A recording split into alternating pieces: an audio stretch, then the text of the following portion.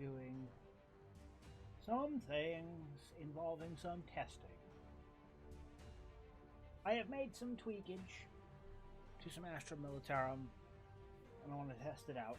I am aware, for those of you sending emails every day, it's the thing. I'm very upset about the fact that the DLC units for my mods are non-functional. I am aware, I just haven't bothered to update it. Because I'm not supportive of the cash grab maneuver of holding single units hostage to DLC. So, that out of the way, I've made some changes to the Imperial Guard that I want to test. Watch the AI use. So we will see. I may also reduce the unit of the Skola costs.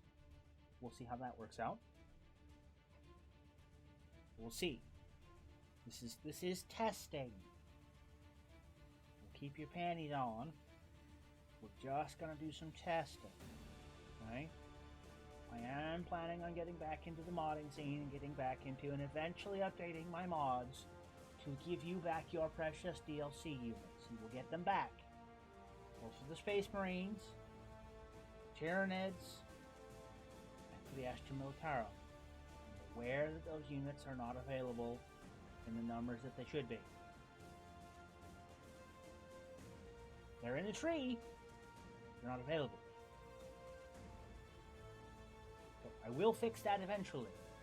Just not yet. So calm. We're here. We hit these buttons and do some testing.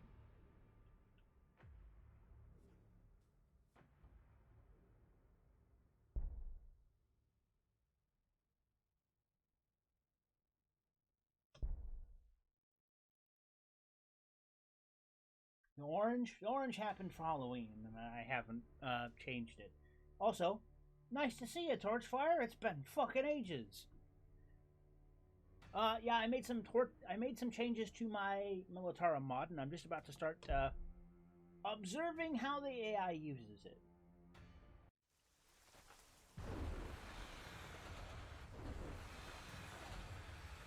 So this is a shall we say, all guardsman party. It's 6 guardsman AIs in a free-for-all. Well, not quite a free-for-all, but yeah.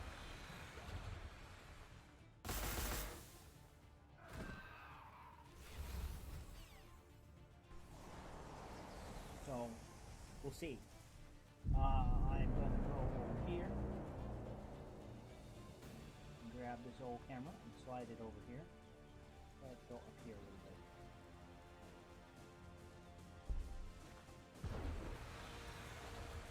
So yeah, I have been made aware of several issues with my mods as of recent, as when I made the mods, a lot of the DLCs that had come out since were not reflected in the mod because I hadn't bothered to update the mods to include the DLC. When we last played, we mentioned that the primary guardsman structure had the ability to swap from frag to crack missiles. And I was like, oh, that's weird. And I looked it up, and it's like, yes, that's an ability that was added after I had created my Astra Militarum mod. It changes the HQ, which means that the updates changing the HQ to have the ability to swap munitions wasn't included because it wasn't there when I made my mod.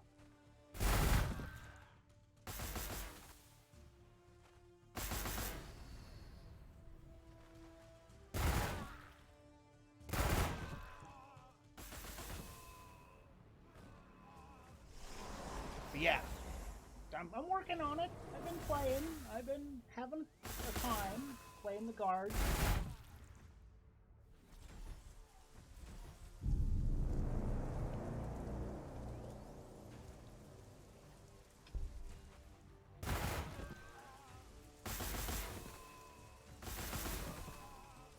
And yeah, playing the guard is a lot steeper power curve than all of the other races, pretty much.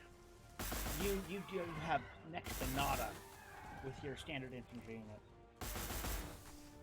And you just have to keep crunching them out in waves. You just have to keep pumping them.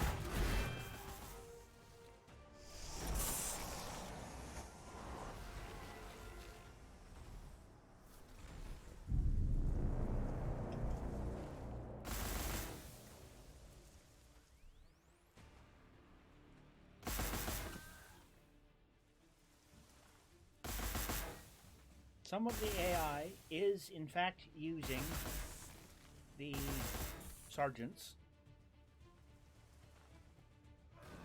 Yeah. I have been also, doing more in learning how to properly play the guardsmen.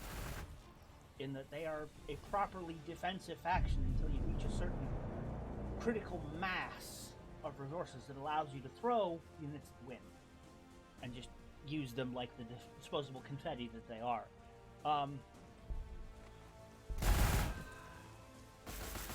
Using your infantry units as little more than additional armor plating for your armored units is definitely the way that I have found most effective so far.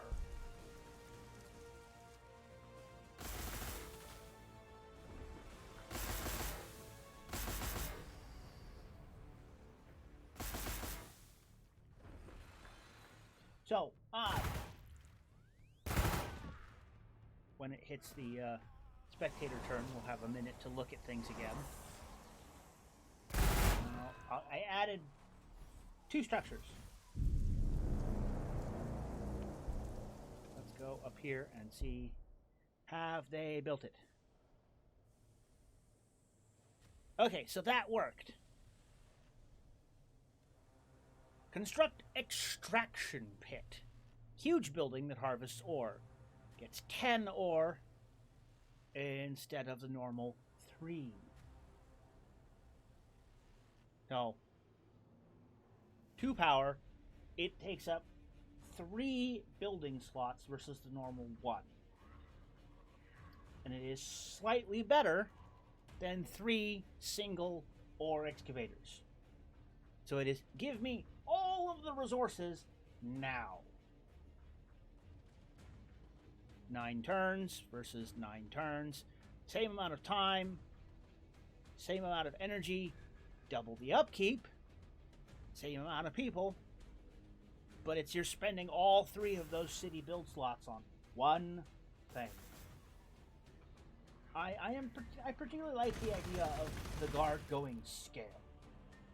Having okay, we're not building a mine, we're building a mass excavation pit using the 40k equivalent of bucket wheel excavators to go, no, just take everything. They have built my Skola. And yeah, I am looking at turning down the influence cost of the cadet units. They are, looking at it and I'm going, they're a bit spoondy. Especially when heroes cost the same amount. It's maybe not, perhaps. Yeah. The Magos is pretty handy. He's a different thing for them. It's a thing. Sergeants do pretty good.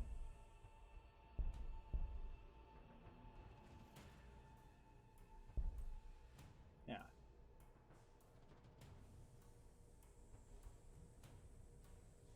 Well, no, that's the thing. Is it's kind of a mid between both. Building tall is building lots of different structures in a small space. Wide is dedicating huge chunks of area to one thing. Where, first expansion is going to, it really makes that, plus 40%. Plus 40% of 3 is 1 extra resource. It doesn't feel like it matters that much. But when it's of 10, 40% of 10 is 4. I mean, that's kind of the same gist you're getting out of it. You're getting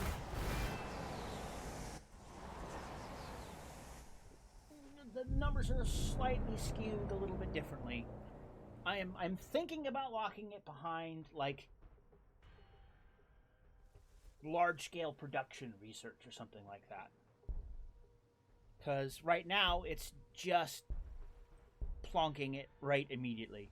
I've changed the extraction pit icon, but I need to change the vat farm icon to something else that's more fitting. It's a thing I need to do, but I wanted to see how they would use it and if Now, off the bat here, they've decided that they wanted the Scola first. Loyalty bonus. Oh, plus 30 from difficulty. Yeah, this is the... Watching the AI on the higher difficulty settings and going, that's dumb! Why? Yeah, plus 34 loyalty. Yeah, it becomes something where you go, it's not just scratching out the tiniest bonus in the universe and going, it's not, is it worth it? Should I care? Should I not care?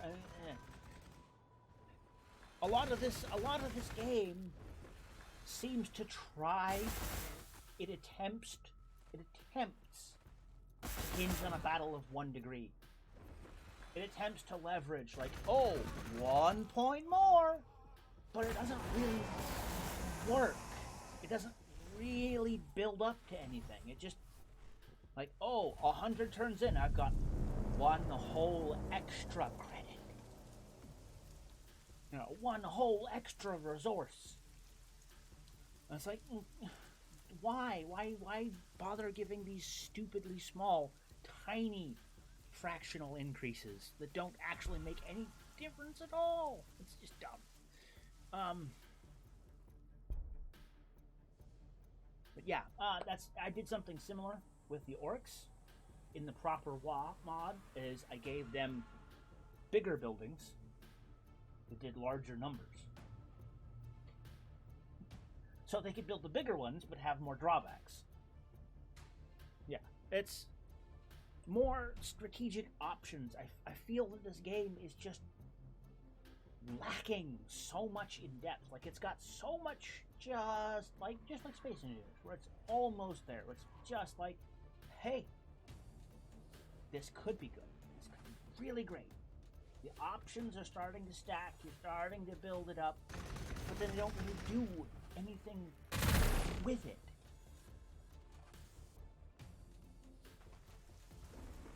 Now, mind you, I mean, it's still a thing. You're still going to end up with huge, sweeping industrial cities. Or at least that's what I'm hoping to see here as we build out.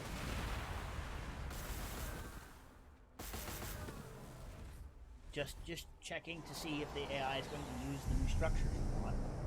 And I can see that it is, because they've built the Scola. I'm just hoping to see if they'll build anything else. What about you? What did you build? You also built the Scola. What about you? What did you build? You built the research, the Officio Tactica. Okay. What about you? What did you build? You are building the barracks first. Okay. Interesting. What about Pink? What did you build first? What did you decide? You went barracks as well.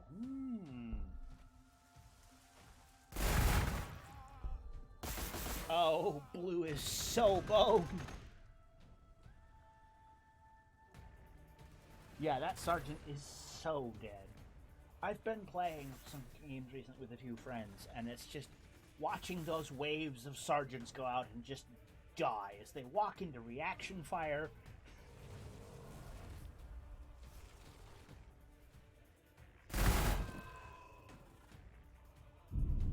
Yeah, you can just, like, it's so close. They could, like, they're on the verge of using the mechanics they've built uniquely for each race.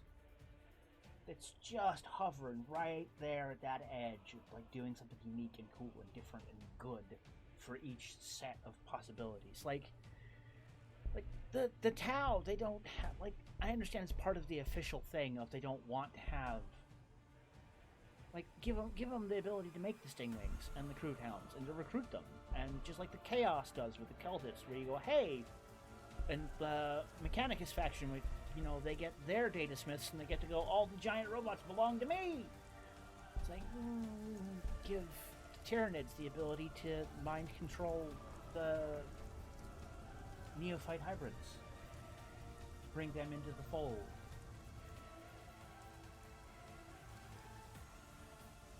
You know, or you give them the ability to,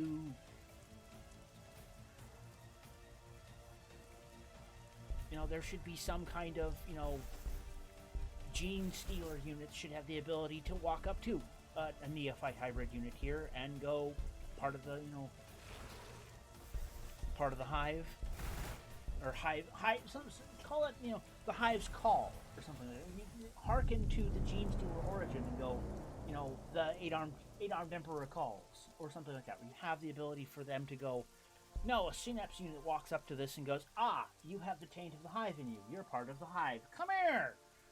There's plenty of lore talking about how the neophytes, as the Tyranids come into the system, they get this building frenzy in the back of their mind, and they slowly lose control until at the last minute before they're thrown in the digesting pits, they regain full control of themselves as they're cut off from the hive and dumped in the pit, and they get that screaming mental realization of, oh god, what have I done, what have I become, as they're dumped into the digesting pools and dissolved in a massive pit of stomach acid. There's so many abilities here that they could harness that they just aren't, and it just boggles the mind that they aren't doing it. And it explains so much why their very next project has nothing to do with Games Workshop. Because I'm willing to bet half of the shit they want to do with the potential for this game, they went, can we do it? And Games Workshop went, no. I'm willing to bet that. I'm willing to bet that's what happened there, is that they wanted to do big, strange, unique things with the setting, and Games Workshop went, no. Make them all balanced. Make them all bland, make them all the same.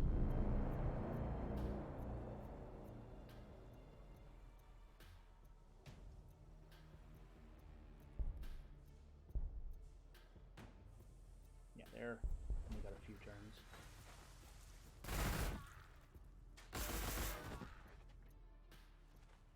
I mean, this is already a spoiled run, because in the end, I gotta look at this and go, this is not a standard run. This is not equaling what a player would be playing at a normal difficulty. You're not going to be playing with huge advantage where you've got this insane loyalty boost like this. Yeah, because they don't get to do any of the fun possibilities. They don't really get to explore any of the more fringe elements of the medium, because they have the corporate overlord going, you can't step outside our allowed boundaries of what the setting has to feel like. But that kind of tells me what I'm vaguely looking for here. Exit to main menu, new game. Let's try this again. Let's turn everyone back to Sergeant. Standard difficulty, no bonus, no negative. I have a feeling that was skewing my results rather significantly.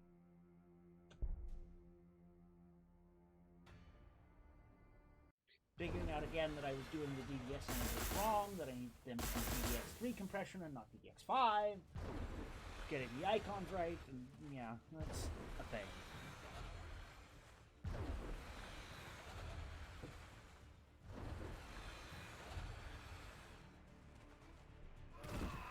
See, with games like this, as I've said before, the real meat of games like this is tactical options. Choices for how to approach a situation. Those are what make or break situations like this, where you can go through, like you're already doing the... Hold on, let's grab the blue boys here. You're already doing the tech tree and making them choose that, but that in alone is not enough, because as you get into it, you start realizing there is an optimum technique. There is, I want this, I want that, I want those things, I want to do that.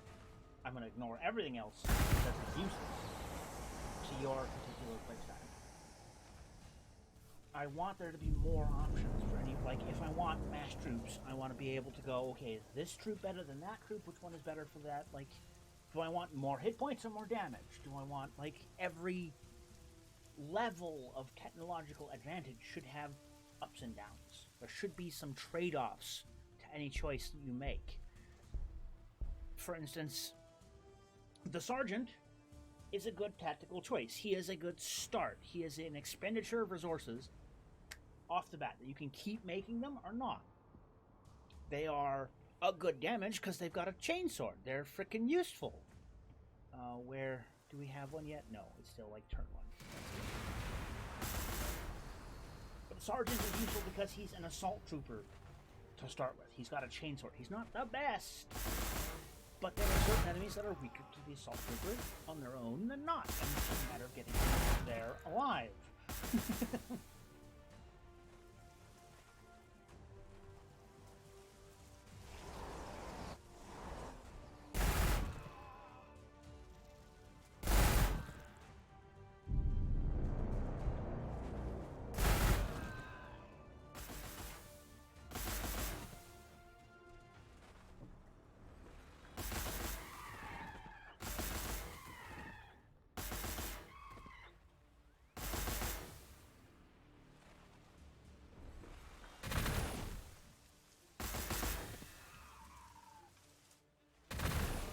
Yeah, it's a big deal, especially with tactical games, to feel like you have some degree of choice over, not just build order and what I'm researching next.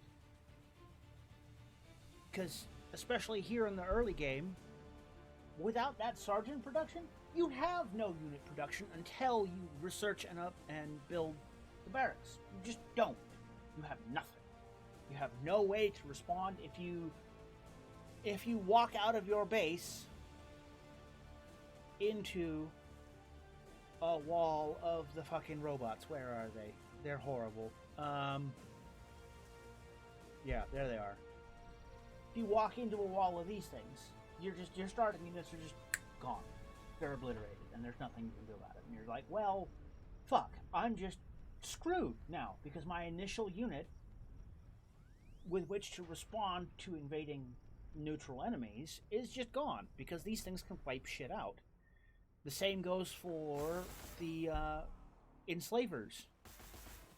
There is nothing that feels worse than marching your unit a couple of feet outside your base and having that unit you started with stolen from you in a matter of minutes from starting the game. Where you go, well, how the fuck am I supposed to counter that? Thanks.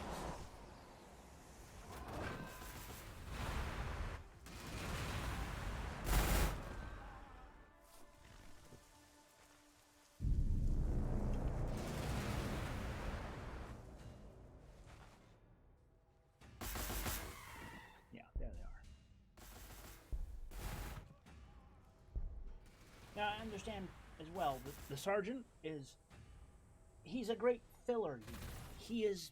His exact purpose is to absorb reaction fire. You throw it into the front lines of something you're trying to attack, and he dies. He just fucking buys it. But they all shoot him instead of the units you want to keep intact. He is a deliberately intentional disposable unit that you throw in to hold the gap for a turn, where you need, okay, I need to not get flanked by the dogs. I'm going to put my sergeant here to keep the dogs from being able to get behind me. Shit like that, where you use the units you have strategically, and you need units that can do that. For instance, the sergeant have that move through cover, hit and run, and fleet, means that he is more maneuverable than a standard unit. I mean, I figure rational, it's one dude who can move faster on his own.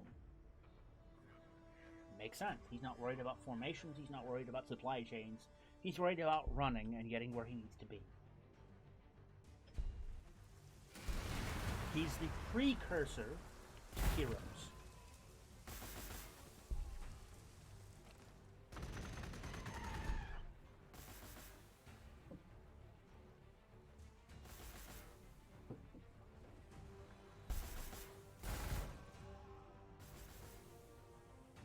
Physiotactica, they're going through research? Okay.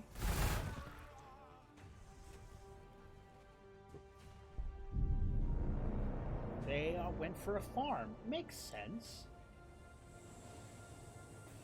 They're in the ice biome, so they have food negatives, so they've started building a farm. Why did they not choose?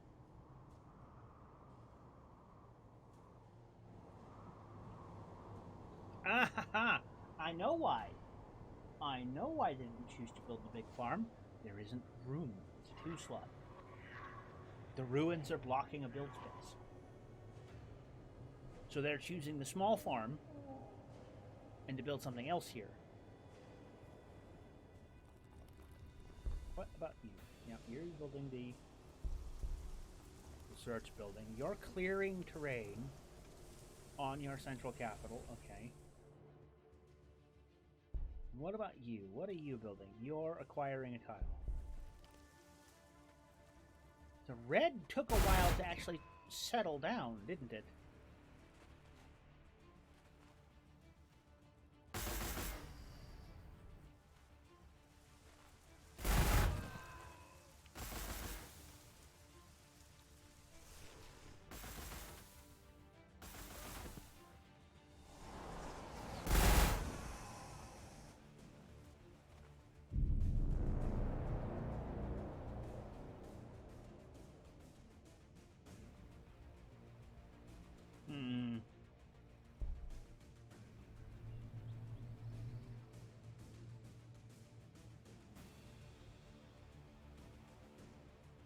Choices.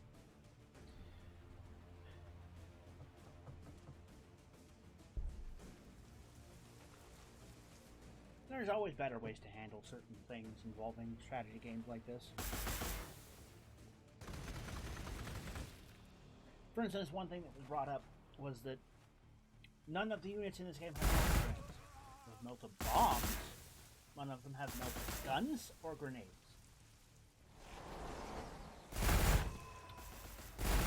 I'm willing to bet that their reason for that is they decided that they would rather go with las guns than melta-guns.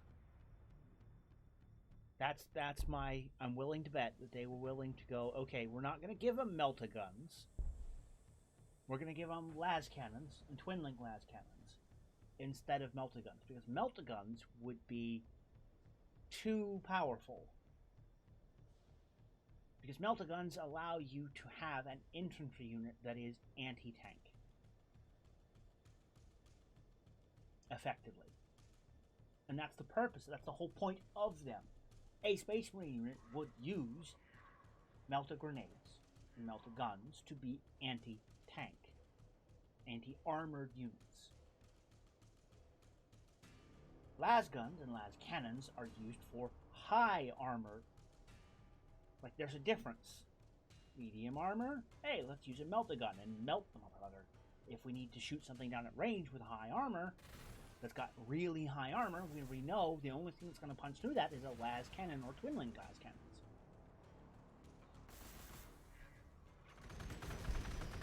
So I'm going to guess that it was decided that they filled the same technical niche. And that giving the Space Marines, or in this case the Guard, those weapons, would be clouding the field of options with, it does the same thing as this, just worse. So why include it? Like, well, because it's an option they should have. Its melta-guns should be cheaper to mass produce than las cannons. Las cannons are larger, more unwieldy, but higher damage. Melta-guns are shorter, stubbier, greater, personal attack options, easier to wield. There's no plasma guns or plasma cannons in any of this either. The only person in the game who has a plasma gun is the captain. He is the only one. That's it. The entire game. Only the Space Marine captain has a plasma gun. Standard anti-armor weapon for the Imperium. Ubiquitous in just about every Space Marine army in the world. They don't have hardly any in here. You get las cannons, that's it. That's your only anti-armor weapon. Like, when you think about it, and you start realizing, wait a minute, they really limit you, don't they? Because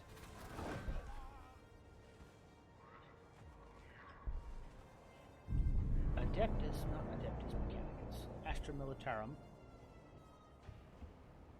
Heavy Weapon Squad. It's the missile squad. They don't give you bolters. They don't give you plasma guns or twin-link glass cannons. They give you the missiles, and that's it. Yeah, there are so many things that are missing. Just not there. Just missing. And you go, why? Why is so much of the world, like, stripped out? Why is it so basic? And then, give it a half-second's thought. Look at the rest of the DLC they've launched so far.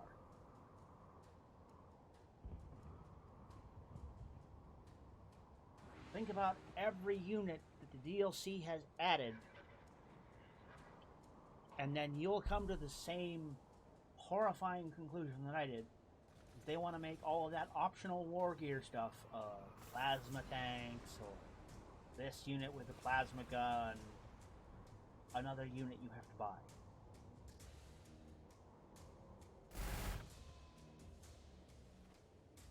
I mean, rockets can be anti-tank. That's not a, it's not a bad thing. But yeah. Then Rogel Dorn Battle Tank. Then one of the new hotnesses released for the Astra Militarum was in their DLC, one of the DLCs that included this in the game. And it's like, that's a critical tactical option that's locked behind DLC. Same as the Chimera, the transport units for the Imperial, the basic bitch Chimera, the walking bucket on wheels. Okay, sorry, rolling bucket on wheels, the Chimera, is locked behind DLC. Excuse me? Say what?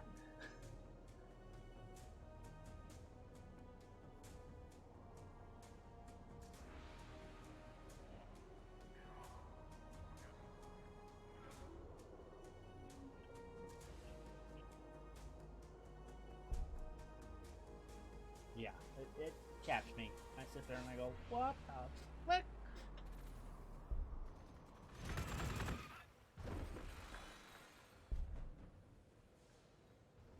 Constructing Scola.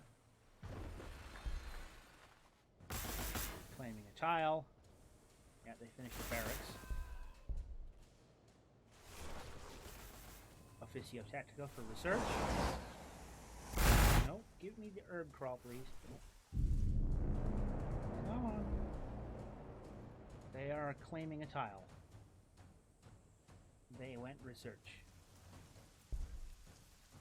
And they're still building a barracks.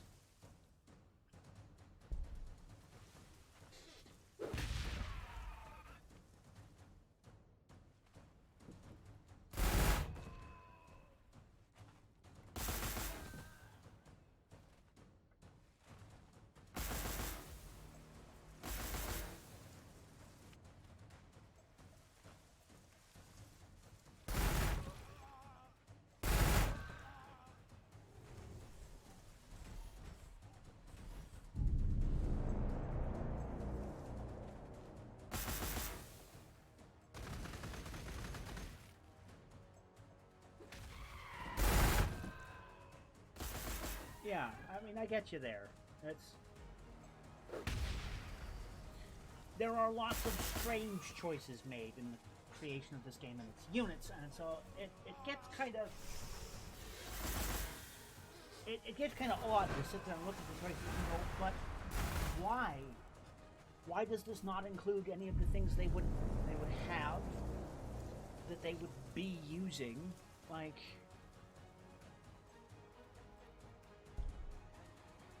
And it's because they want to charge for it later. That's what it boils down to. And it's quote-unquote game balance. And it's like, Rattling Scout Snipers. Like, I mean, they have other scout units. They do. They really do.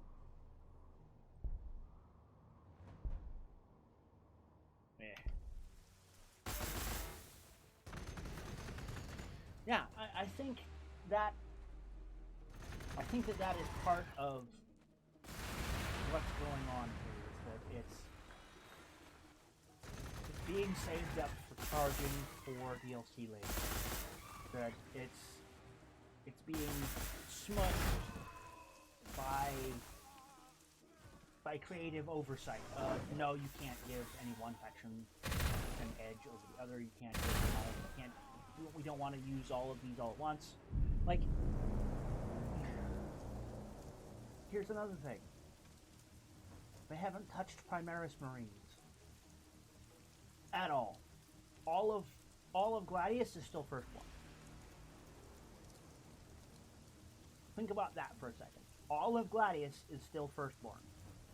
It is Space Marines are Firstborn Marines only. There are no Primaris units. They're gonna have to introduce, eventually, Primaris Marines to this. They're gonna do it eventually, and it's gonna have to be its own faction, separate from Firstborn, because they're completely different.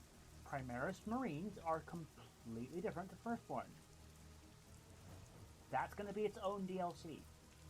How much are they going to charge for that? What other units are they going to add? Like, oh, yeah, it's going to hit. It's going to be a thing where you look at it and you're going to go, that is cheap. You're going to hold cool units for other factions hostage to buying the Primaris DLC. Because you know that's what's going to go down. You're going to have, like, a unit for the Imperial Guard, and a unit for the Orcs, and a unit for the Necrons, and a unit for Tyrannid, and a unit for the Sisters of Battle, and a unit for the Mechanicus, and you're going to get the Primaris faction on top of it.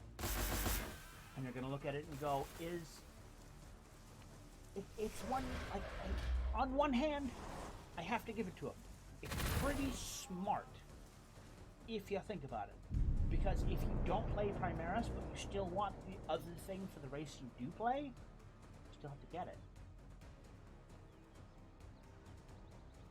Because if you want that cool unit for the Sisters of Battle, you're going to have to buy the Primaris DLC. So you get that extra Redemptor Dreadnought, or whatever it is they're going to throw in there and go with it. Oh, if I want the Dust Strider Skitari for the Cult Mechanicus, I'm going to have to get the Primaris DLC. Oh, if I want the Plasma Gunner Guardsman unit, I'm gonna have to get the Primaris DLC. Oh, if I want the Firstborn Chapter Master, I'm gonna have to get the Primaris DLC.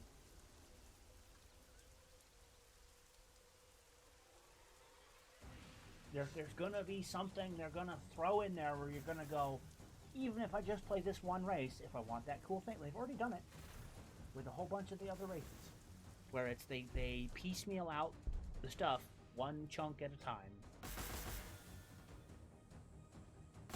Like, I'm not saying it's inherently bad. I'm just saying it feels a bit cheesy and a bit cheap and a bit money grubby, and it's just give me the complete game. Don't paradox me. Don't paradox me. Don't make me buy $200 worth of DLC to play the actual game, please.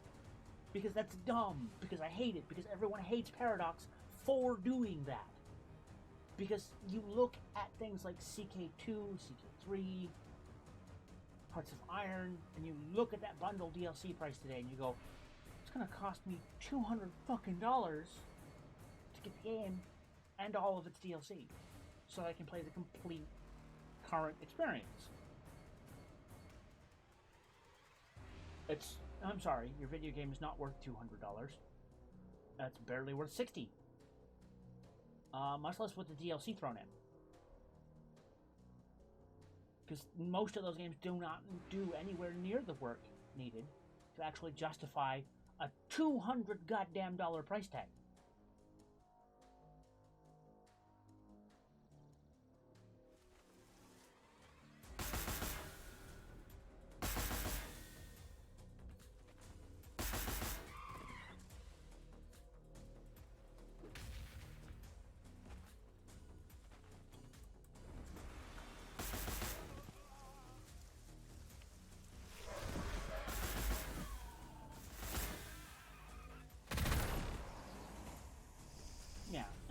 no. It's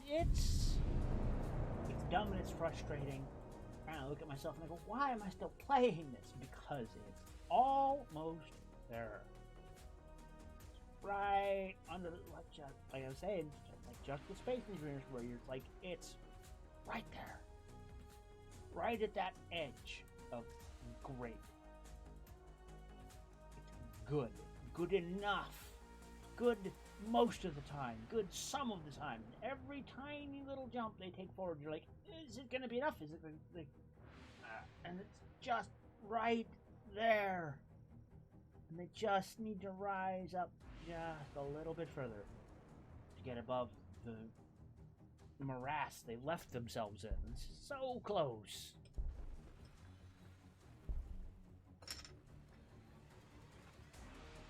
Like the thing they did with Mechanicus, I think is a mechanic that could apply to more things than just Mechanicus. Where you have the building synergies, where if you build the... I haven't actually played Mechanicus. I won't pretend that I have. But learning about the fact that they have building synergies is kind of a thing. And you go, well, why don't we have any of that for any of the rest of the factions? Why is that only the Mechanicus? Well, okay. I guess the Mechanicus have the ability to do that whole, horizontal integration or vertical integration thing.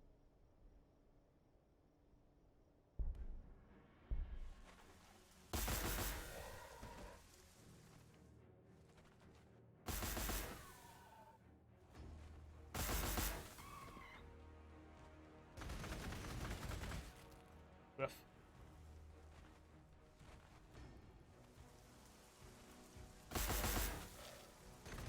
That's brave, Blue. Blue is attacking fucking enslavers with basic units. Oh, so dead.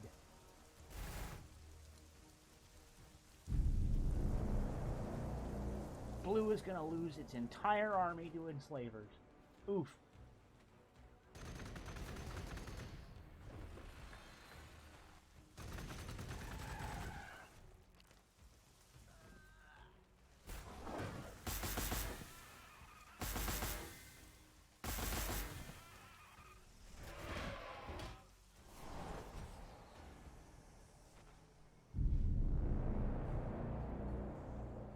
Let's check in on light blue here. What have we got here? We have Soylent's Farm, Officio. We got you, Herbs Crawl, Purple, another farm, Lucia Tactica. We have that farm.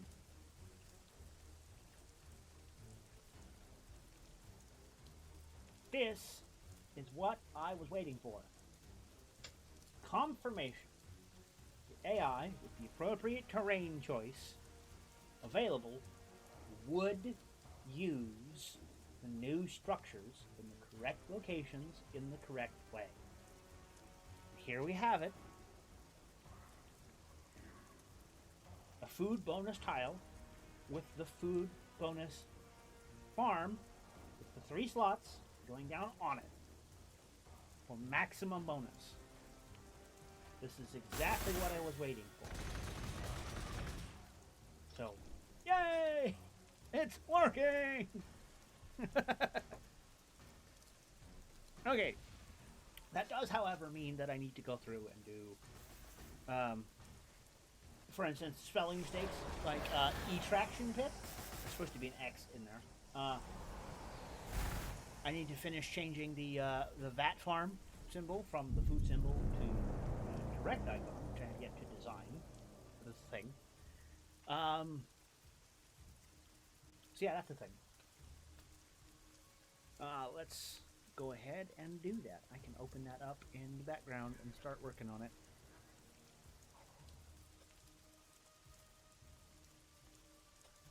Let's see.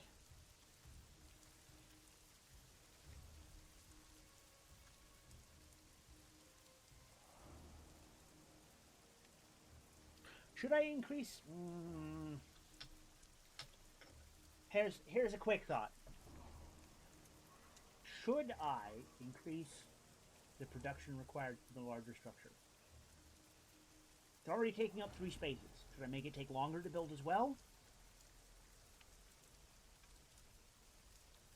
That's a tough one, because you're already sacrificing the ability to build other structures. Meaning you have to go through the process of freeing up another tile.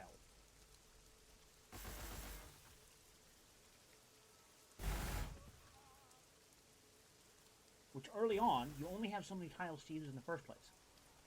Until you get the upgrade.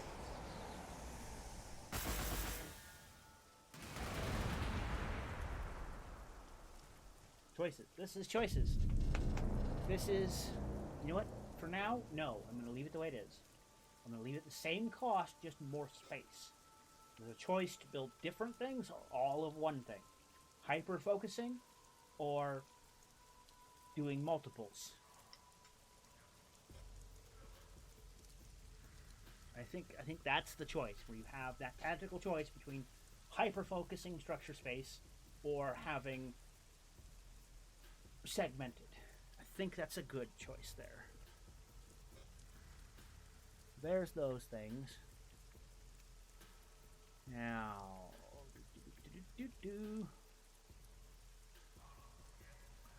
oh, excuse me, sorry. And return there and keep that. I can at least leave that running while I'm poking things. So yeah, the mod is currently updated to what I am using right now.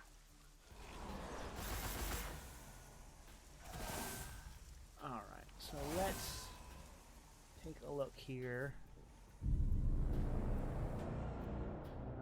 No, I don't want that. I want the other one.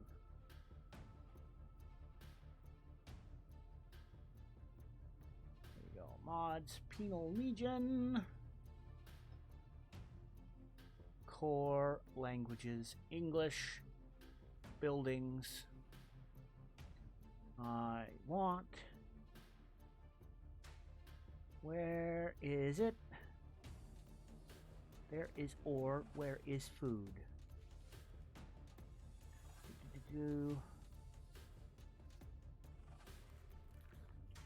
There we go. Ore 2 has had its description fixed from Etraction Pit to Extraction Pit. Huge building that harvests ore. It's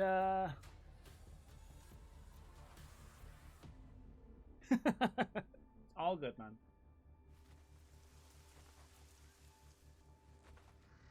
Save real quick. Food to vat farms.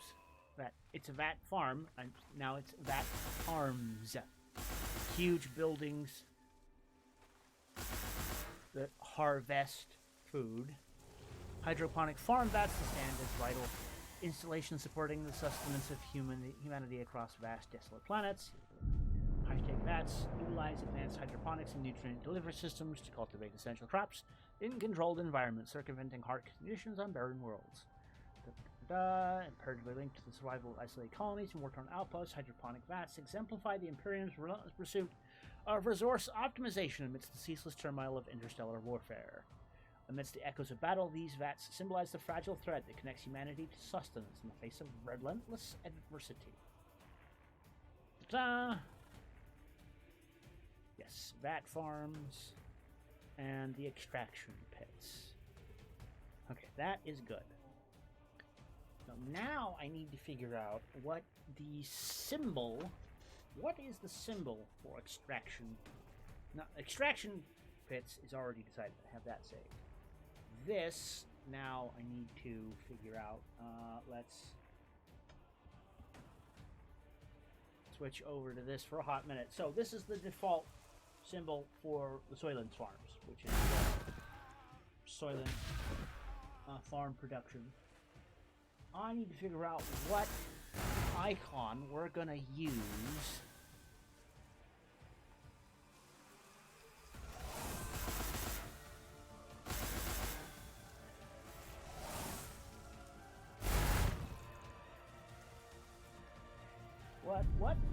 what can we use for vat farms?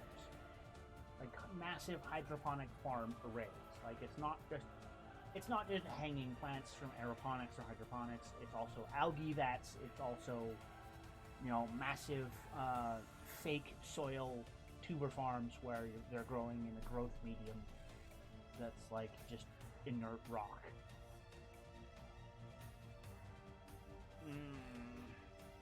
Leaf in a cylinder. Well, the default symbol is already that plant symbol we saw before.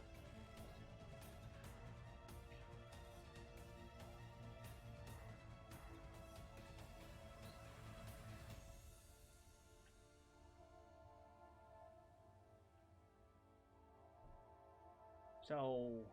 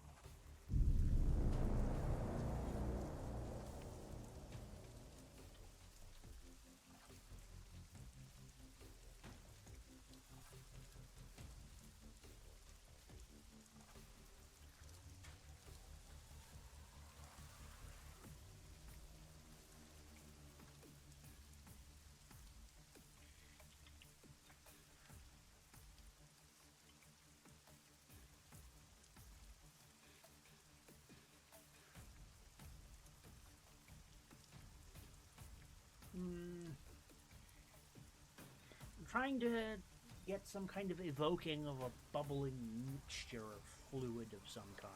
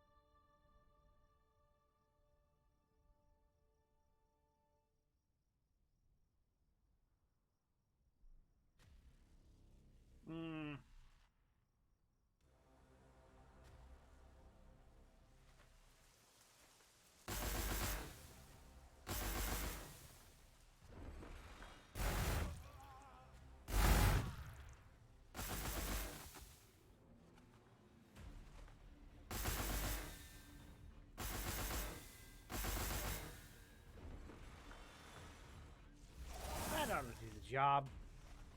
It needs to be different, yet discernible. So the canted cylinder, I think, will do the trick.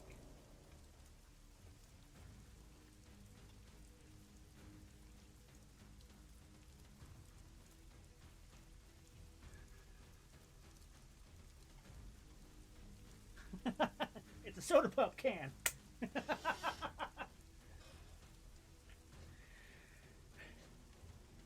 I mean, it'll do the job.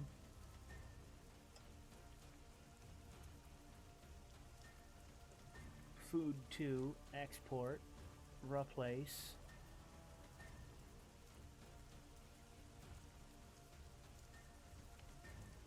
Now this was the part I had to relearn again, is that when exporting a DDS for the Gladius, it needs to be DTX3 compression. That's the thing. Generate bitmaps, export, yes, do the thing. Okay, so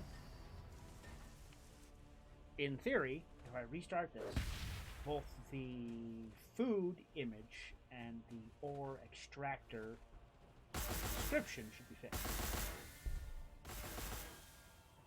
Exit the desktop.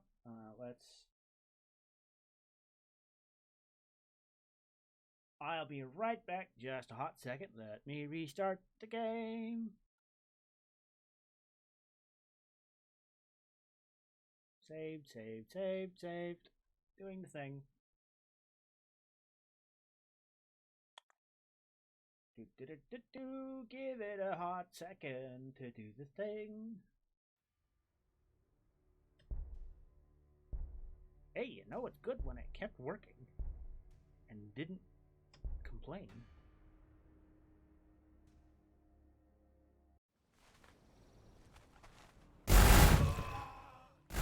Right back to it.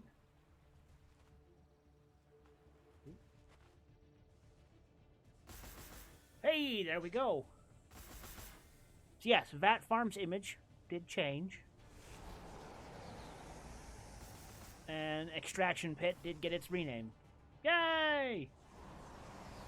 Okay, so on to balance things. I needed to add a couple of things to certain places. One of which was I was talking about possibly changing the cadet unit's influence cost. Because right now it costs as much as a normal hero. But it's not a hero. You don't get any of the perks of it being a hero. It doesn't have an inventory, you know, and things of that nature. So, I think that's a reasonable change. I think turning the cadet unit down in terms of influence cost is not a horribly impossible thing to want or to request. Not that. I want... Nope, that's units. Data. World. Units. Astra Militarum. Cadet unit. Here we go. So, here we have their size and scale. Frag grenades, crack grenades. Base armor cost of 6, food upkeep of 3, food cost of 20.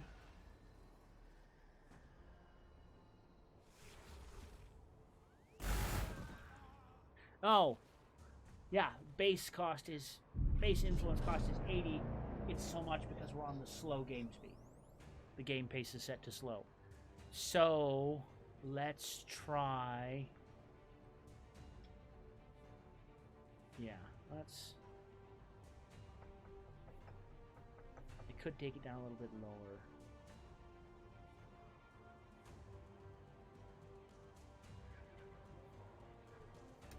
Let's go with 60.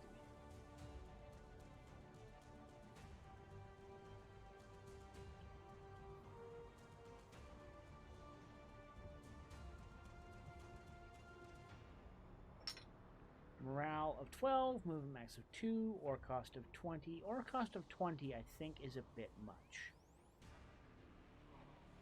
I think I'm going to bring that down by 5. And I'm gonna take that down to 36 production cost.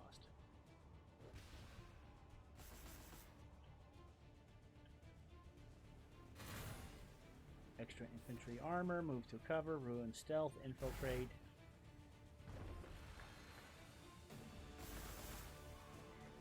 I mean, that works for me. Let's continue to take a look at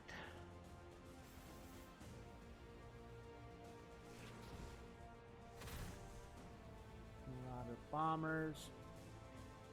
See, I just find it difficult to believe that almost every army in this game boils down to almost this exact same list of units. Infantry, anti-armor, armor, transport, air bomber, heavy, elite, dreadnought alike, and done. And pretty much done. And it's just kind of a... There is such a wide berth of units available to every faction that they just aren't in.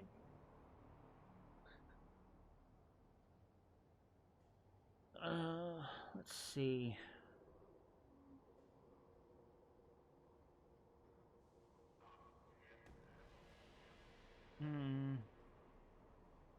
I'm tempted. Now, what else?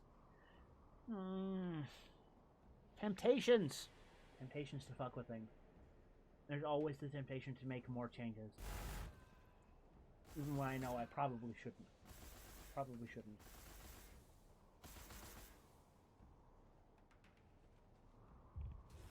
Because the units I have are the standard guard.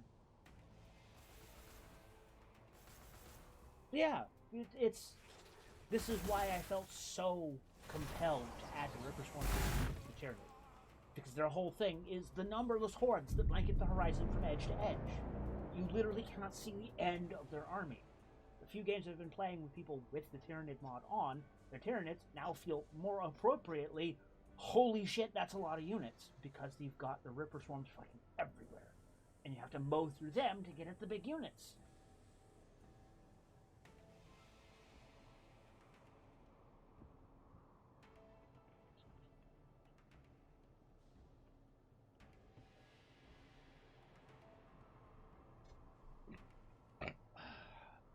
Temptation.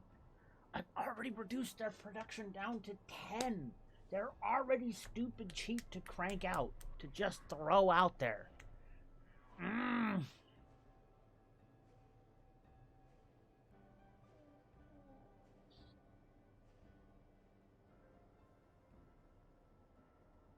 Because once you start stacking those barracks, if you get 2 or 3 of those barracks on top of each other, and you really start cranking them, you can put out a guard unit every turn, just every round, and you only need like 2 or 3 barracks to do it.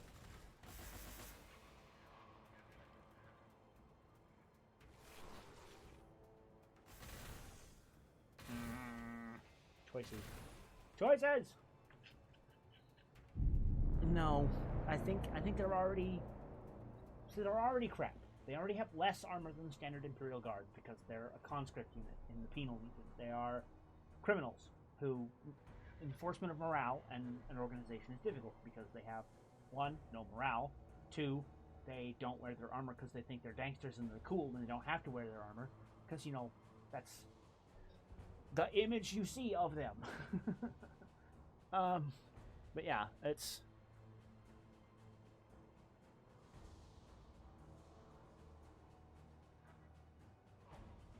Temptations. So many temptations. I think I'm just going to leave it the way it is. There's always that temptation to want to make more changes. It hurts. It hurts so much.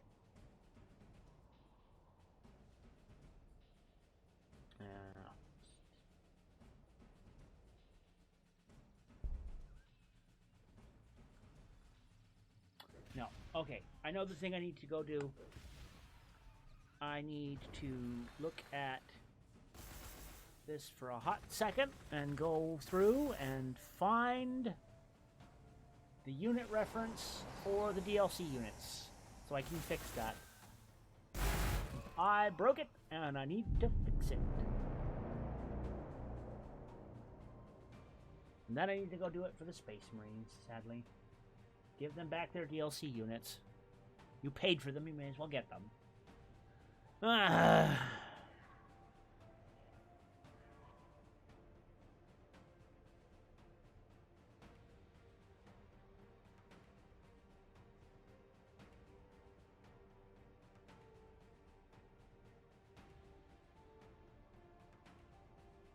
Just a second. It won't take me but a minute. Properties. Nope, that's I. Come on, give me the thing back. Thank you. Browse local files. Data. World. Factions. No. Buildings. Astra Militarum. And I want infantry.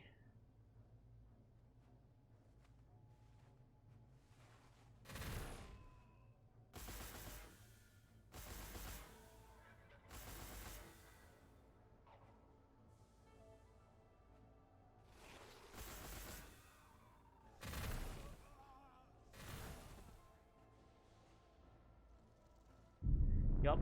Okay, that's where it is.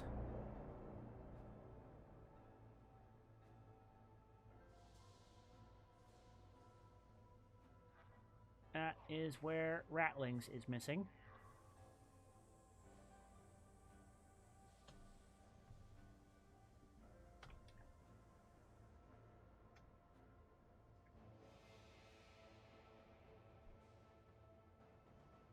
Sorry, just a second. Let me get the thing back to window, not display.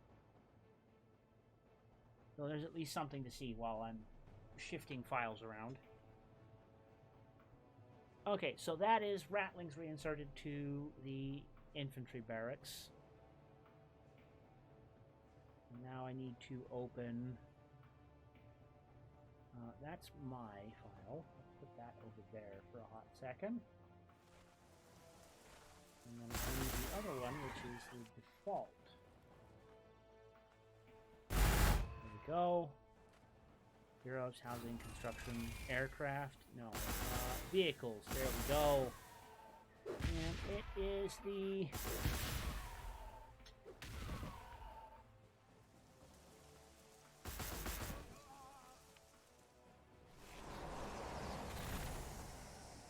Okay, first one is copy Devil Dog.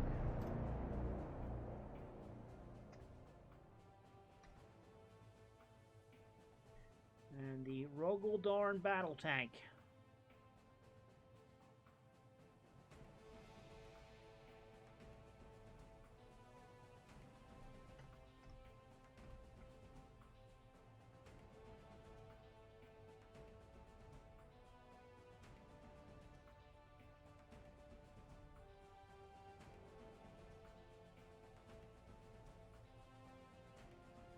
Okay. So...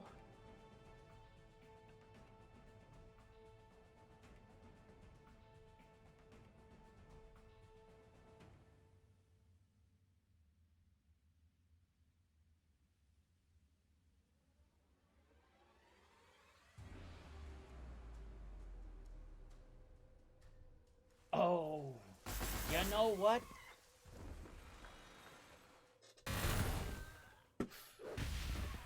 Fireworks idea. Here's a thought. Just a brainlet idea here.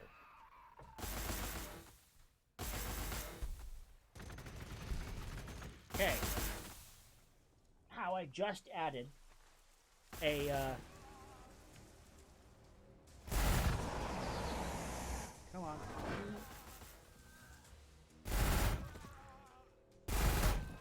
Okay. How I just added a vat farm and a ore factory, you know, specific for that one thing. Brainlet thought, what if, here's a big if, it would increase the bloat for buildings quite a bit, but what if I added What if was added a specific manufactorum for each unit vehicle? But specialized in just that vehicle.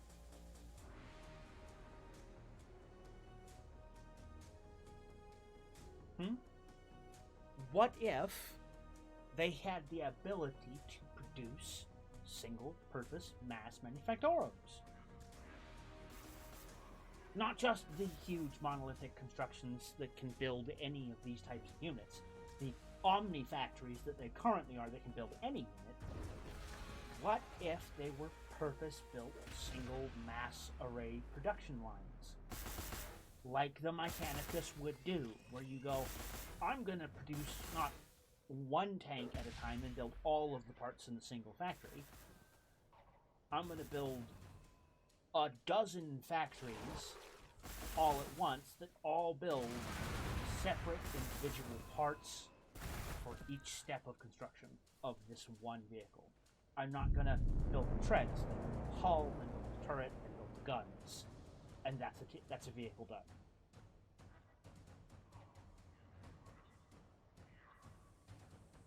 I don't think I can do experienced, but I could do much faster production, where you take longer to build the purpose-built factory, but when it's done, you fucking crank 'em out. Because you built a giant factory that builds just that one thing. Because as it stands, you build the Cult of the Mechanicus, or the... Where is it? I don't. They don't have it yet. They don't either. Let's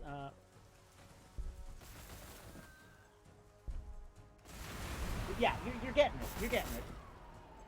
Yeah, Manufactorum. As it is, you build this and you can produce any of the ground units you want.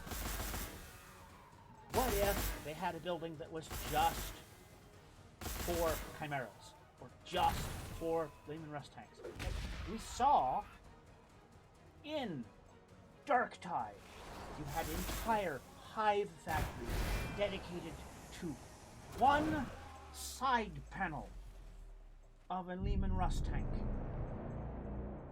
That an entire subsection of hive was dedicated to making. Like, does that not make, like that would be the thing to do. That would be the thing to do here, where you go, no, you don't have an Omni factory that builds all the things. You have one factory that builds that, and only that.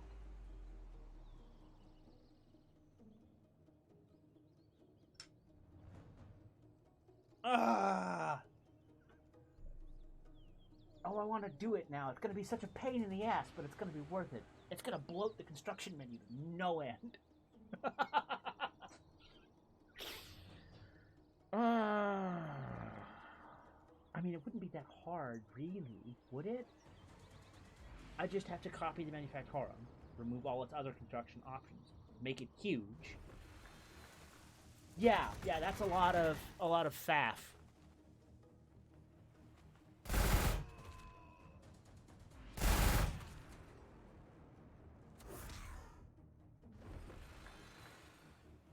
But it would definitely be a thing of, if you knew, like, okay, I want just Sentinel Scouts. I want to start churning them out. Bam, tons of them. Go, go, go, go, go, go, go. And you're just cranking them out once they're done. And you just make it take forever to build. It takes a long time to build up to that level of scale production. And you do it just like the vat farm. Okay, now I need to make the vat farms take longer and the ore extractor take longer, because it's got to be that trade time and waiting for greater input and greater output, where you can go, it takes a long time to build, but man, once it's done, you can just fucking crank them out. Oh, that's it. That's got to be it. That is my answer. That is my answer to the guard taking forever to build up any production capacity. They are so very slow.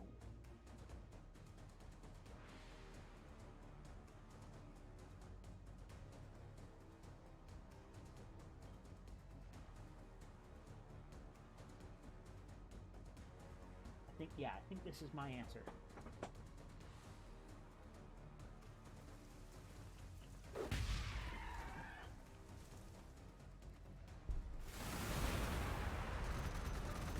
Huge building to harvest ore. Adeptus Mechanicus led operations employs colossal machines and slave labor to strip planets of resources to the Imperium's ceaseless war machine.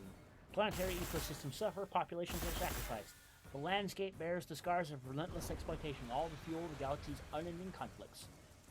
Ore plus 20. Costs 45 to make. 36, 6 turns.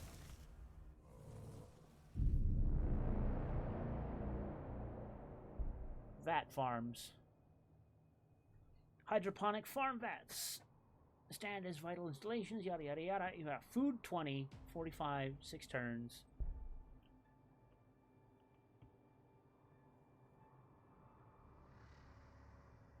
Oh, see, that's the thing. The description here doesn't mention that it takes up 3 spaces.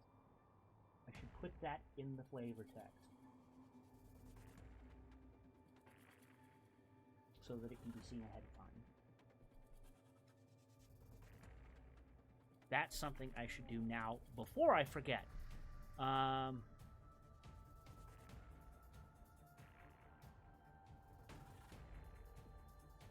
And you know what? I think I will increase the production cost from 24 to 30. So it's a little bit longer than standard. No, I better go 35. I better go 35. It is a longer wait for a larger return on investment.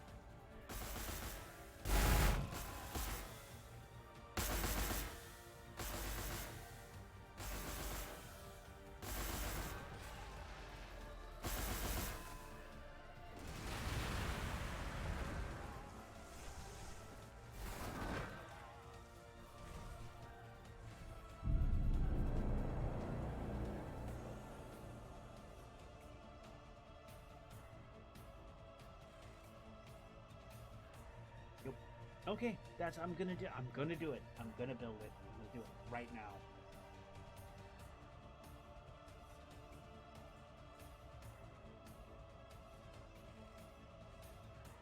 Okay. Oh, I need to open that folder. That is base game. Okay.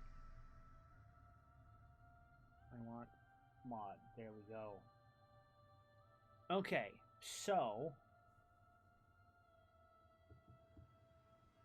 1, 2, 3, 4, 5, 6, 7, 8, 9. That's 9 new structures. So that's vehicles 1, 2, 3, 4, 5, 6, 7, 8, 9. That's 10 vehicle production tabs total. Okay. Here we go. So, copy, paste. Vehicles 1.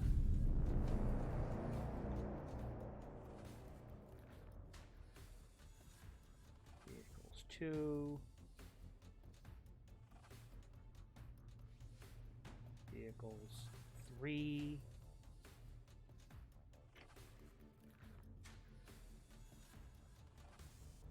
Vehicles 4. Whoop, nope. I don't want to edit that yet. I want to edit the name. Vehicles 5.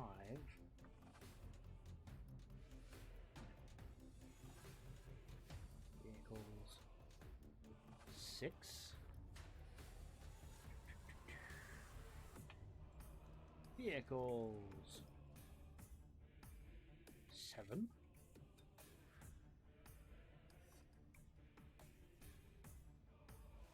Vehicles 8.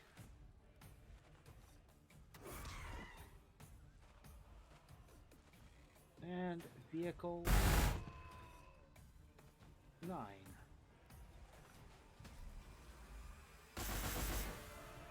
Okay, so I'm gonna have to go through and add each of these factories only be available after that unit has been researched. Make sense?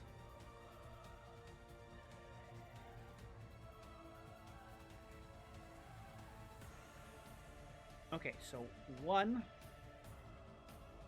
is going to be Scout Sentinels.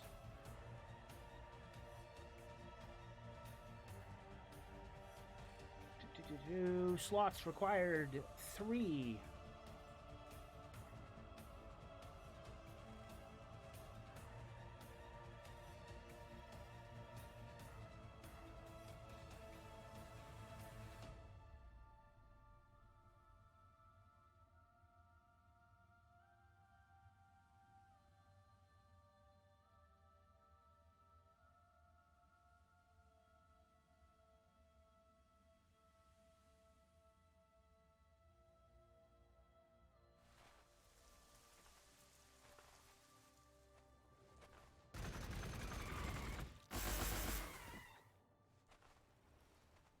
Okay, I'm going to need to keep track of this.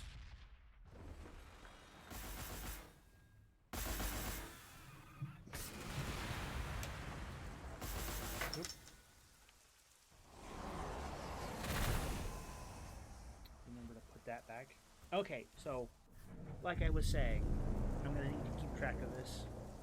Let's not use the giant permanent marker. Have it drawn to my desk. Let's use a clean sheet of paper.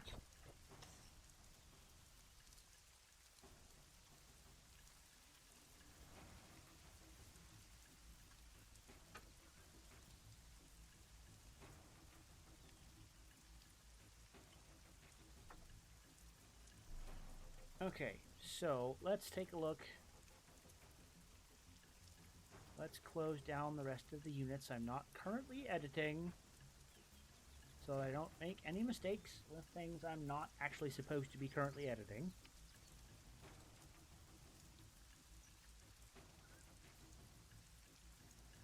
Okay, 1, Scout Sentinels. 2, Chimeras. 3, Hydra. 4,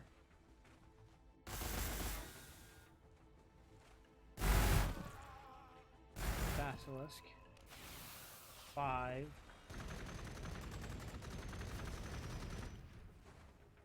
Devil Dogs. 6, Demon Russ. 7, Robo. 8, Bane.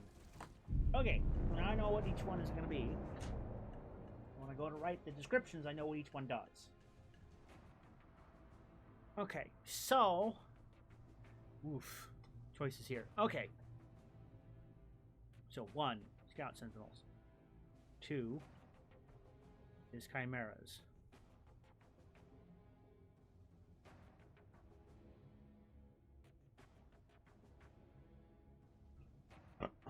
I want production cost, ore cost, yeah, to be the same. Slots taken 3.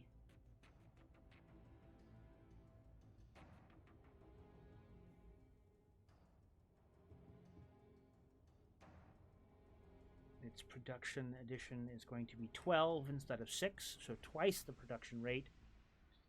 Research of 1, ore of 1. Production score of 2. Production score of 2.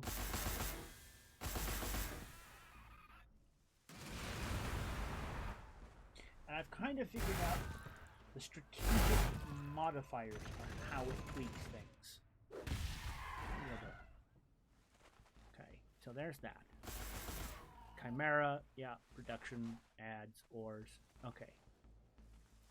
3. is hydros. So delete everything but hydros.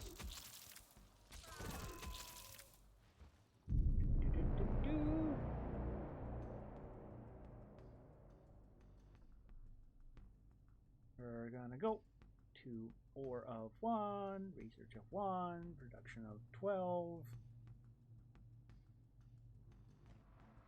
value of 2, size of 3, size of 3,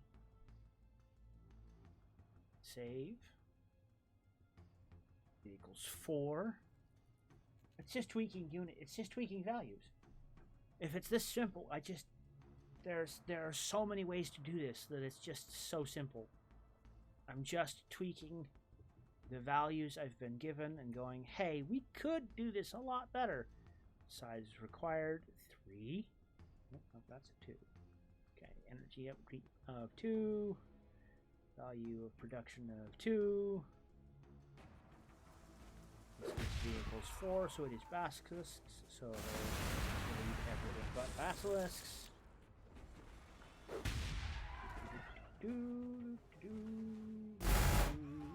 Save. Vehicles 5. Vehicles 5. Let's go with or 1. Research 1. Production 12. Strategic score of 2. Eagles 5 is Devil Dogs.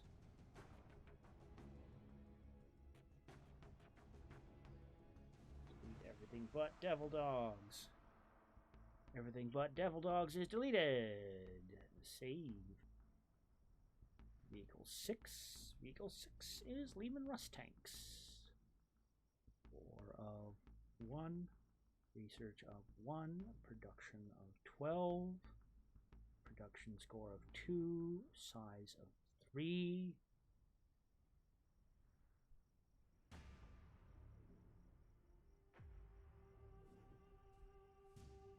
Delete everything but the Lehman Rust Tanks.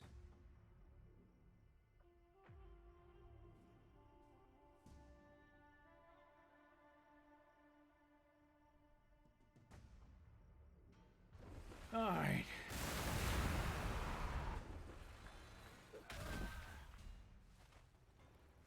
Vehicle 7.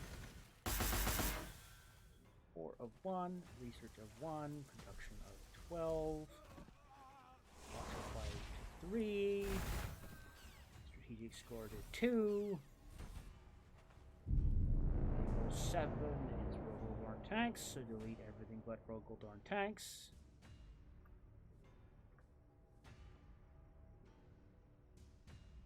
Whoops, that was too much. Let's get just that. Thank you. Save.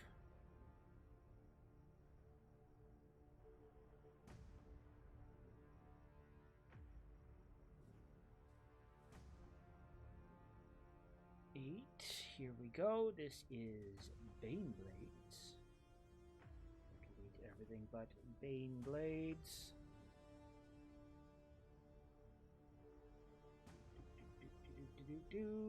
Production value of 2. Actual production value of 12. Research to 1. 4 to 1. Slot size to 3.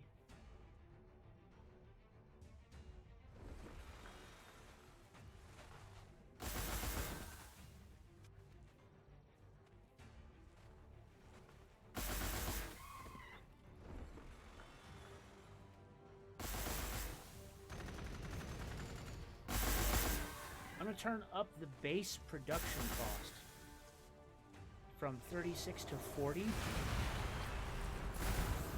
signifying that it's taking... Whoop, nope, too much.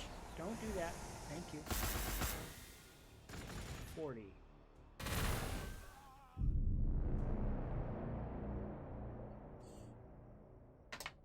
Signaling a greater time investment in establishing the larger factory ahead of time.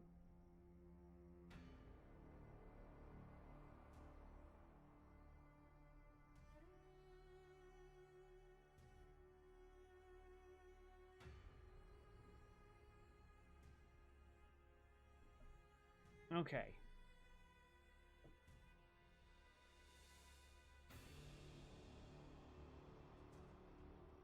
Nope.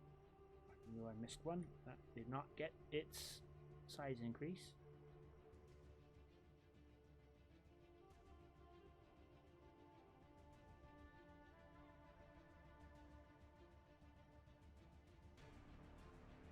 Okay. Huzzah! Right, that should be all of that. The actual production side ready to roll.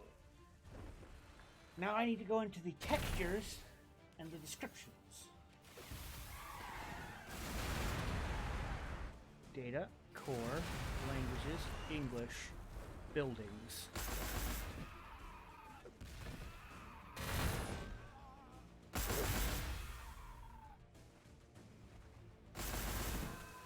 Vehicles. Torum.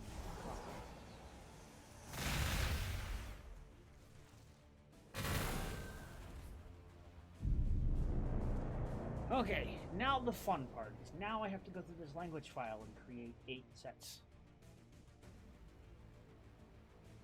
No, actually, world, buildings, Astra Militarum, vehicle 9, delete. I only needed 8, not 9. I included vehicle 0 as the default. Okay.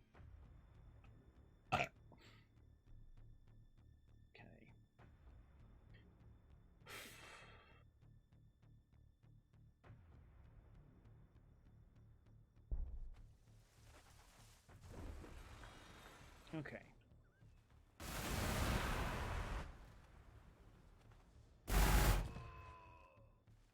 Vehicles 1.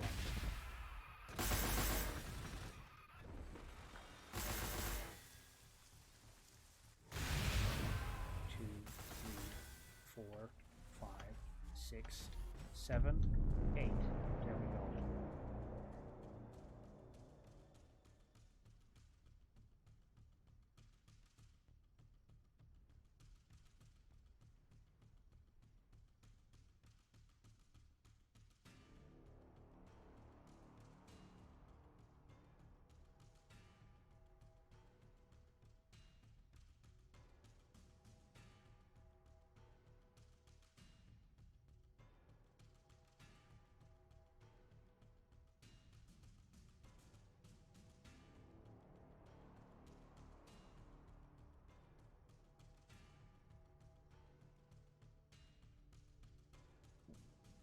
Vehicles 1, 2, 3, 4, 5, 6, 7, 8. How did I go one too far?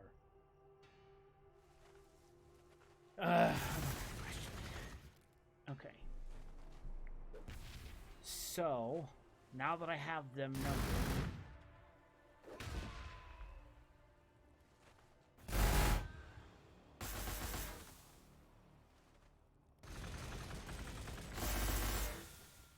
okay, Manufactorum.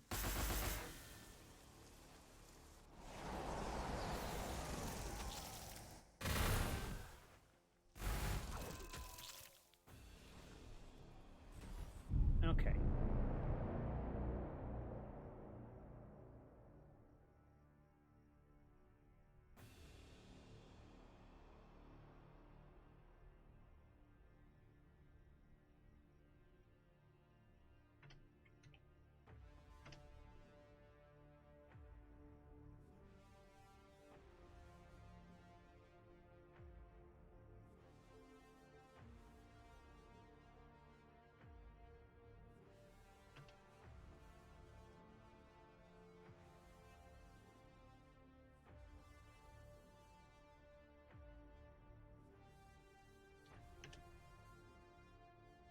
Now I need to go through and add the name of each vehicle to the Manufactorum description.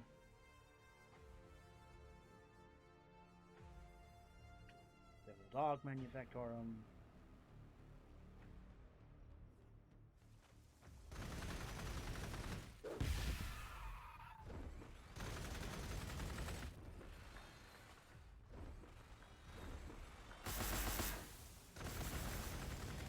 No, that's not right. Why is that not right? Okay, that's behind one. That's what went wrong there.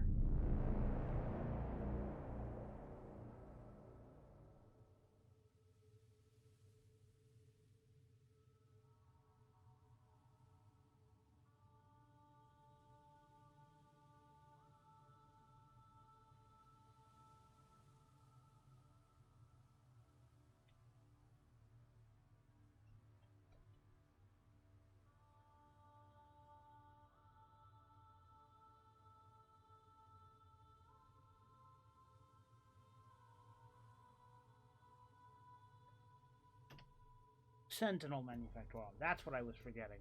Oi, oi, oi.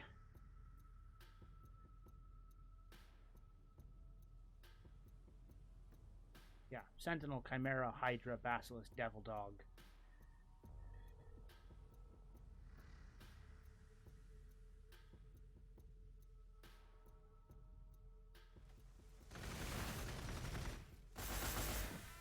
Now then.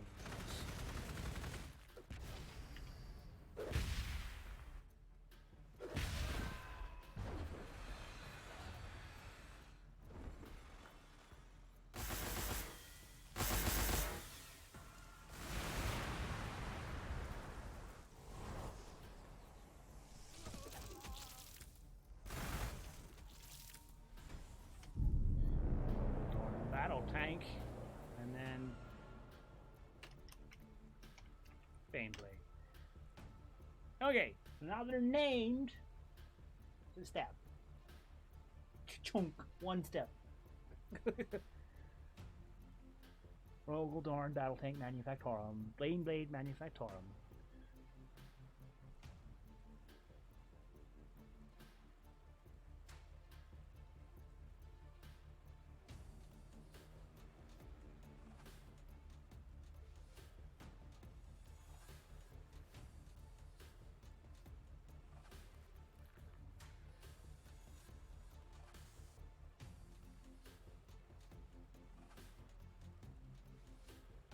Okay.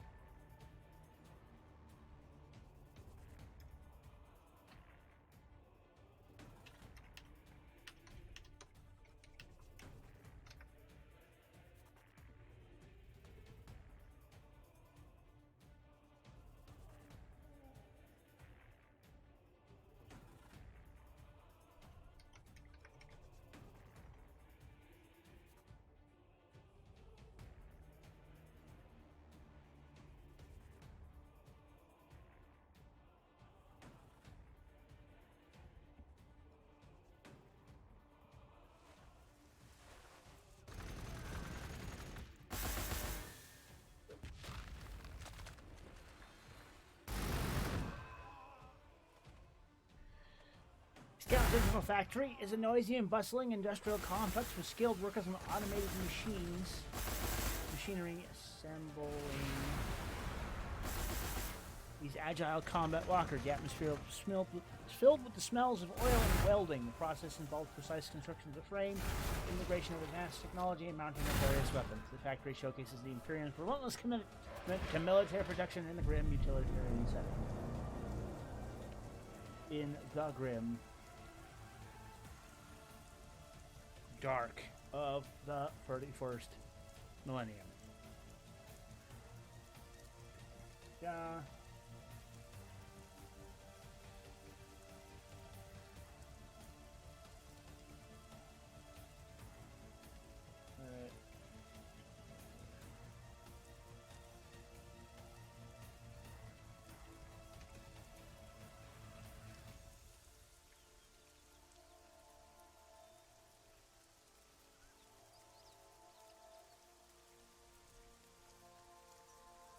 Nope, nope.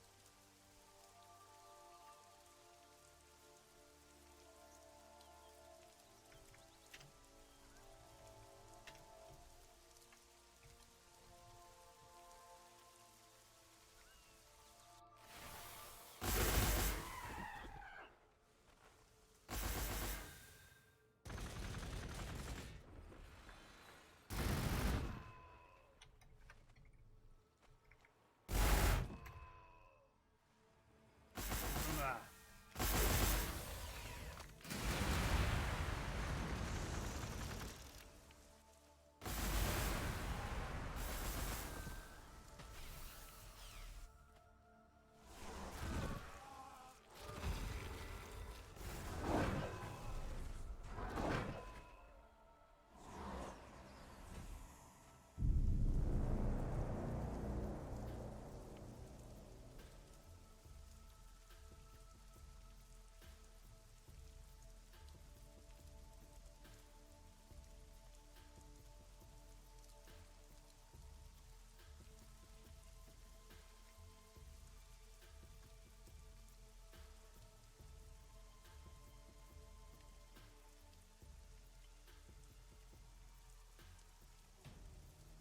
Yep.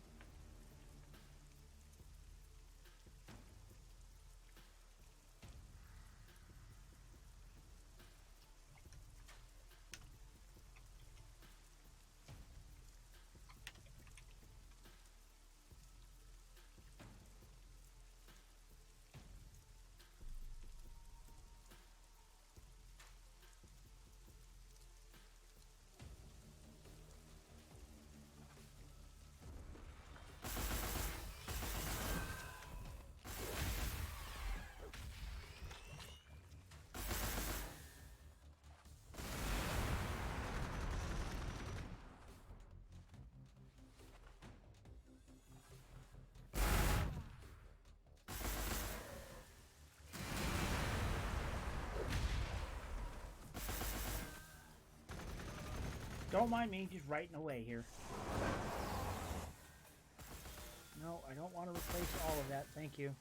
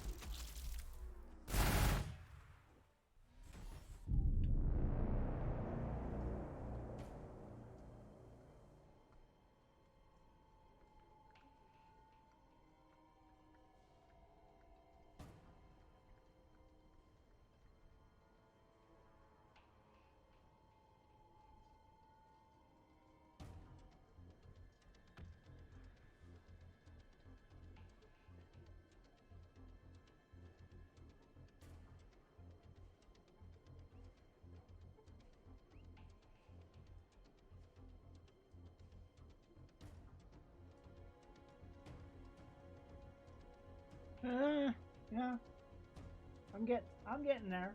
Believe me, I'm not just tagging people along. I'm getting there. I'm working on it.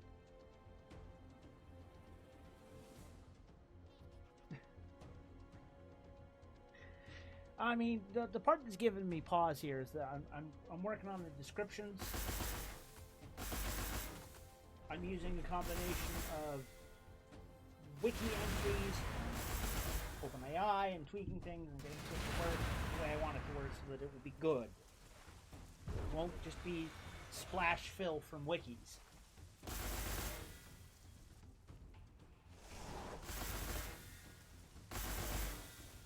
Because I've done that in the descriptions of especially the Space Marine stuff, where there are parts of it, the quotes especially, that I just think flat out nabbed from wiki to unit. And it's like that it works, it fits. It's when I have quotes, I may as well use quotes that are known.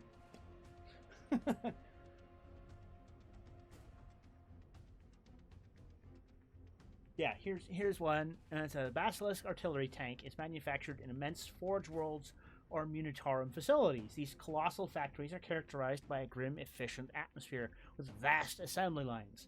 Skilled Adeptus Mechanicus workers in the fusion of advanced technology and ancient rituals. The production process involves creating tank chassis, forging Earthshaker cannons, and installing essential components. The environment is illuminated by flickering lumens, and security is tight.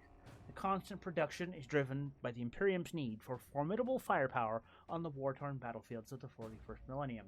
That is the flavor description text for the Basilisk Manufactorum.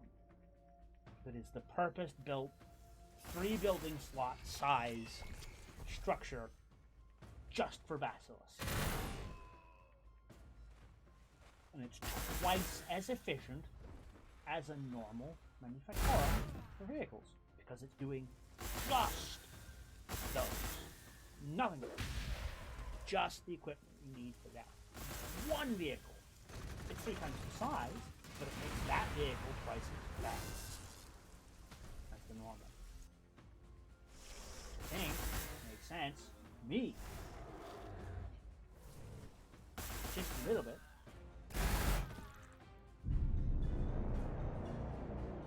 Okay, Devil Dogs.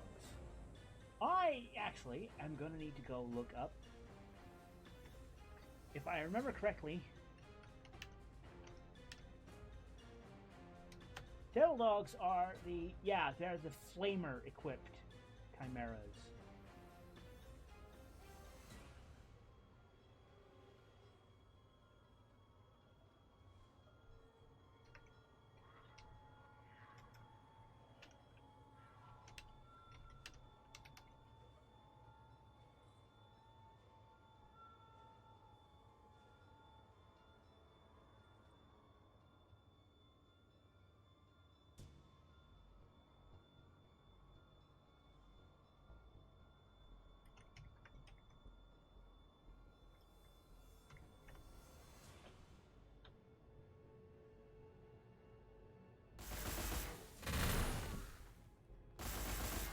Yep.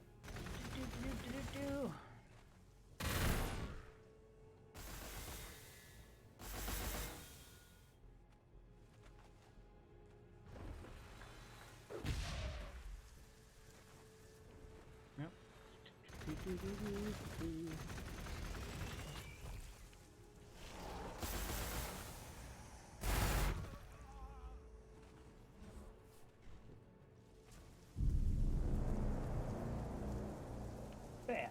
Perfect.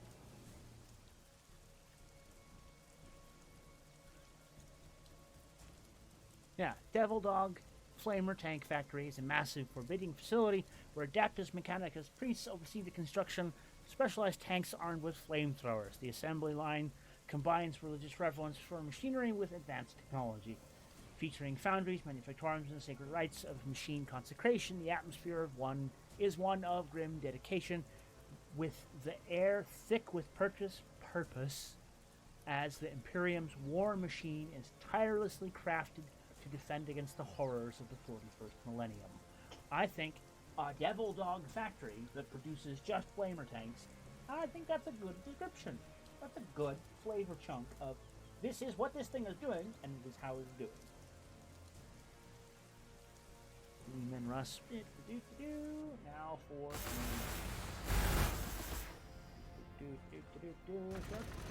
factory.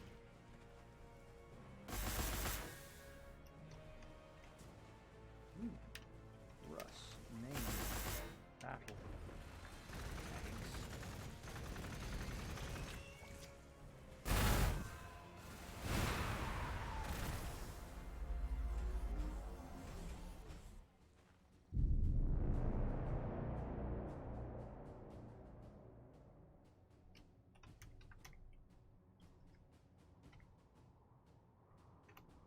Condense.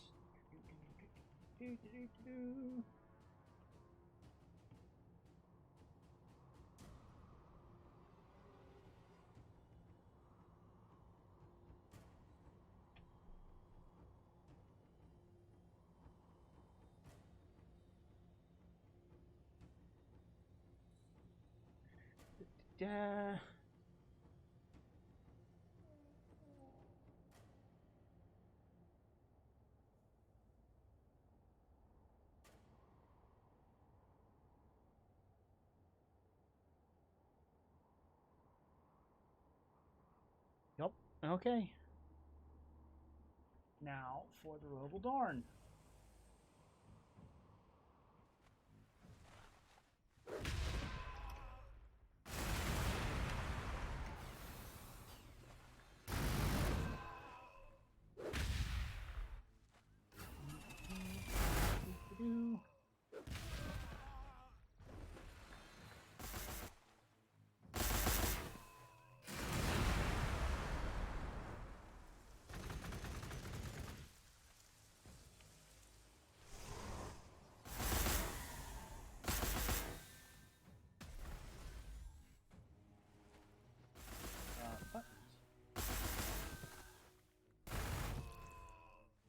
Nope, wrong button. Wrong button.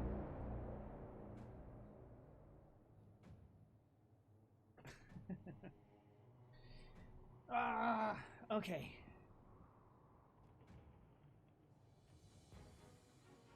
Come on, let me keep chat, will you?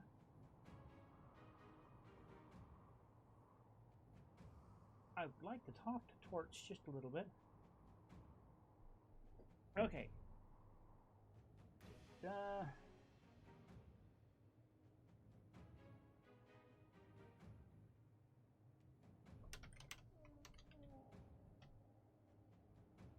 try that.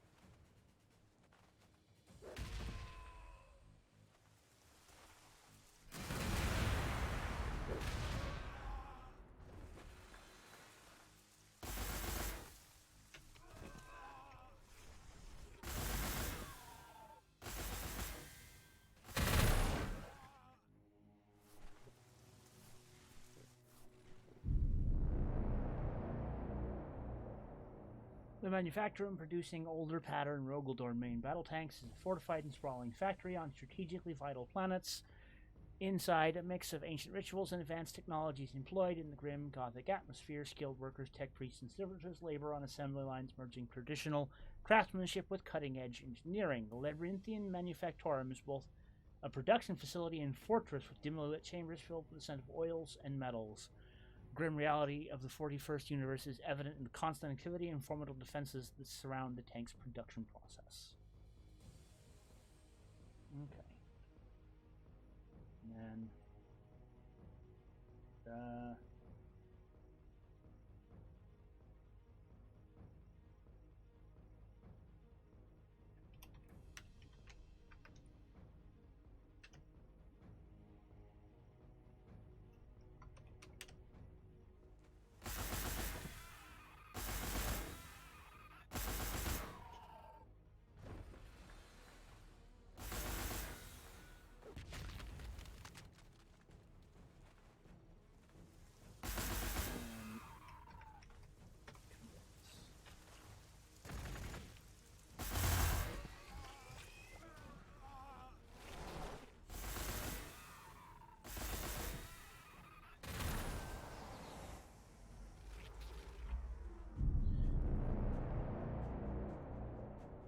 Vital Blaine words. I can speak them sometimes.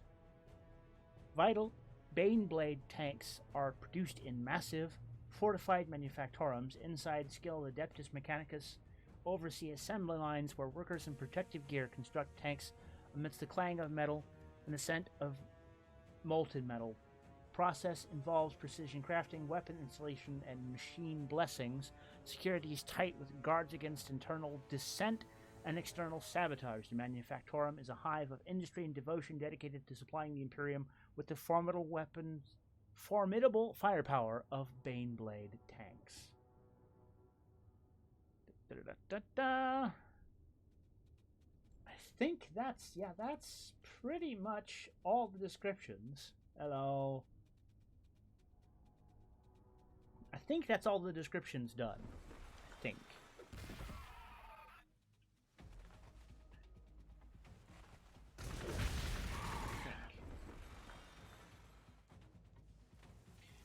Okay, so now for the other part that sucks. I'm gonna have to make an icon for each of these.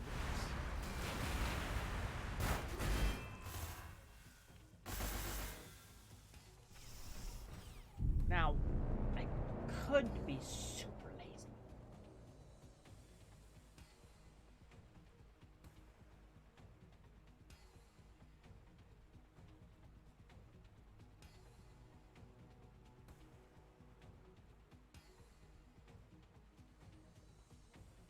Yeah, I could be super lazy.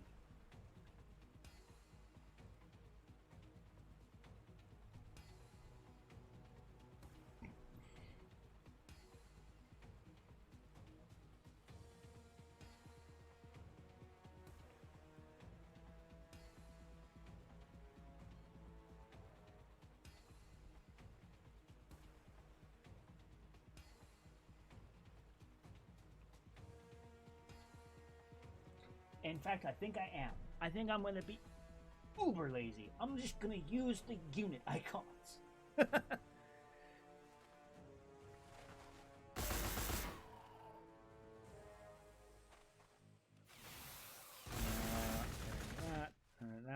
and that.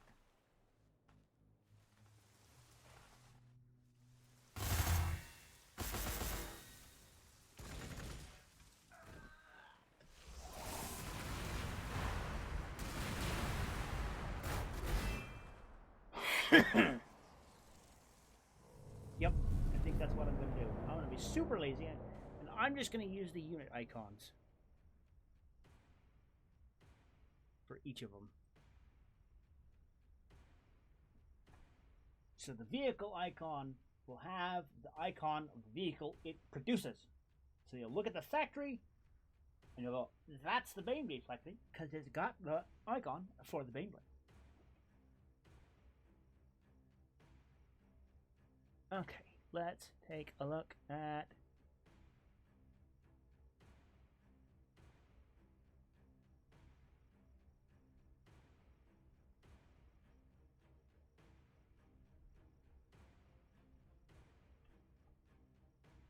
it's not gonna be that, it's gonna be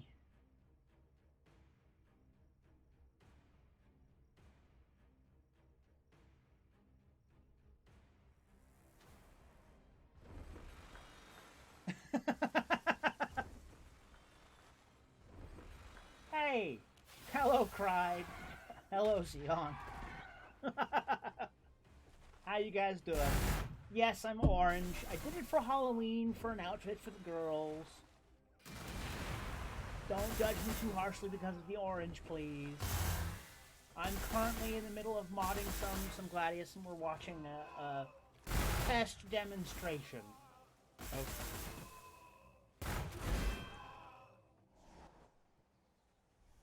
There. Let's try that. A little bit better? But, yeah, we're currently watching a test demonstration of the mod I'm currently working on. And I'm poking things.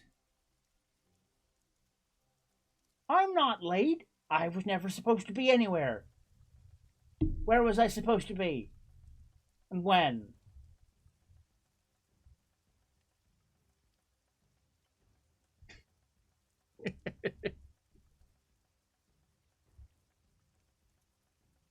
Hell to pay. Oh. You're horrible.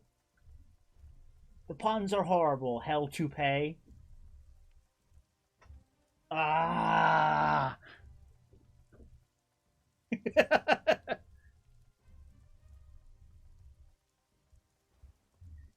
I take it by the presence of Xeon and Cried in the same place at the same time that you guys want to kidnap me for Swedish robot murder?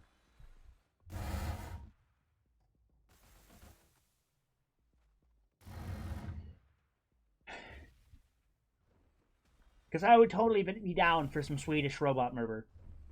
Murder? Murder? Words! I can do them sometimes today, maybe. Yes, I would totally be down for some Swedish robot murder. Come. What are you doing?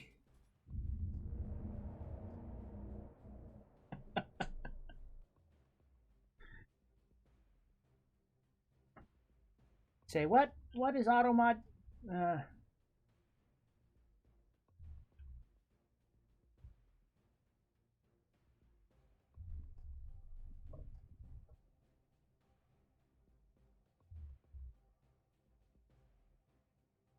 I have to click the button to allow those comments, by the way.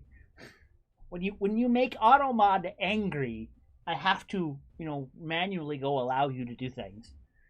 But yes, if I mean, Swedish robot murder is always fun.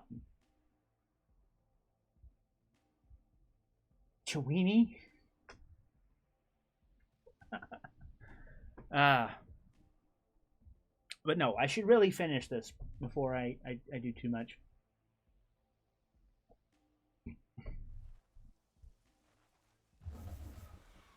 I thought it did crossplay.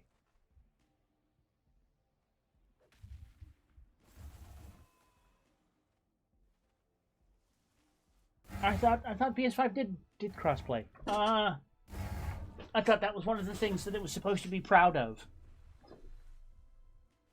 Cried it blocked League of Losers. And it's blocking the word fuck. Fuck. Stop swearing at the Autobot. It's just doing its job.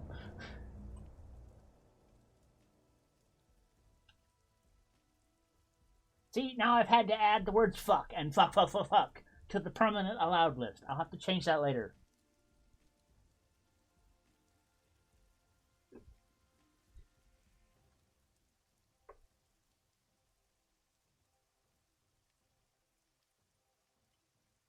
But yeah, if we're down for some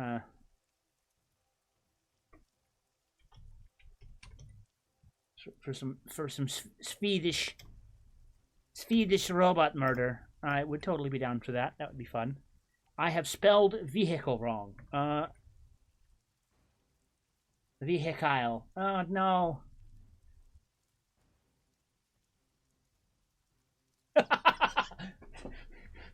To get around Automod, all you have to do is speak German.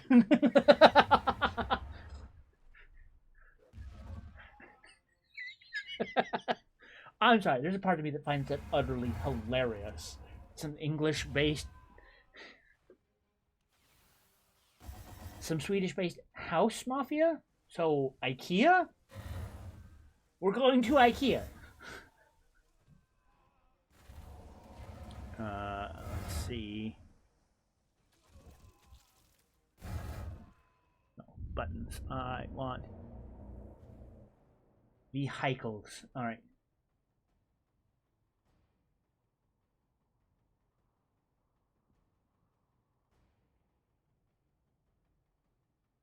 Wow, Automod did not like your comments for some reason, and it was like really highlighting strange chunks of the text there. Automod was very confused by what happened to that. Term H-Rob and bastard, yeah. It's like, oh, no, it got that. It caught that one. Yeah, it caught that one. You're gonna get me in trouble. Okay, vehicle.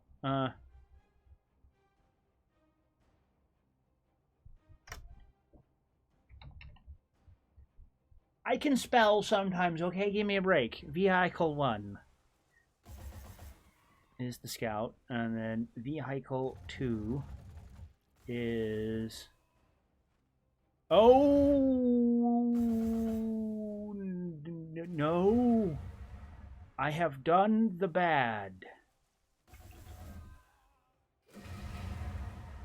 Okay, that is not the right menu. That.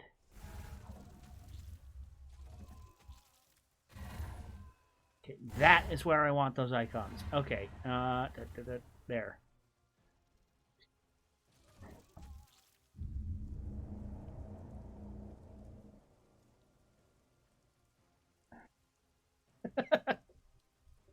All right.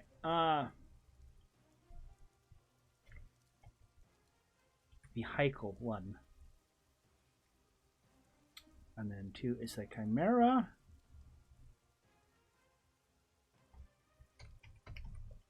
Vehicle 2.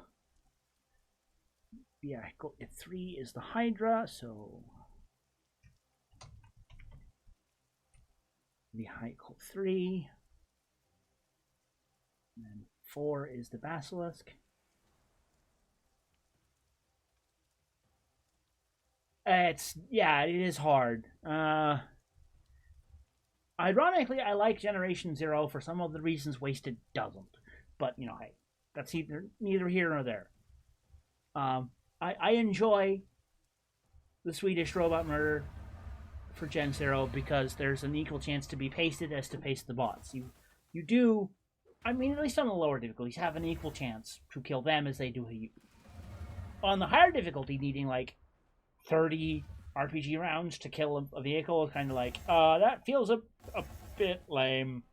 Just a little bit. Just a little bit. But, you know, it's they're trying to difficulty curve with just making things tankier. And that's, You do what you can. Oh goodness.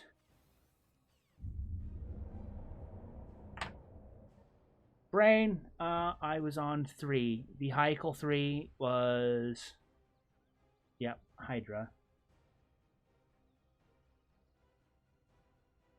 I need Basilisk is Vehicle 4.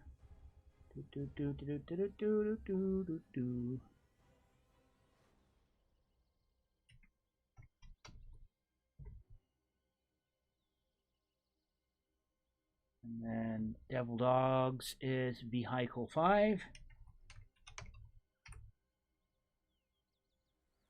And then the Lehman Russ is Vehicle 6. Vehicle 6. Yeah, it's can be scary. Like, having more people definitely helps. Okay, Rogaldor next. Where are you? There you are.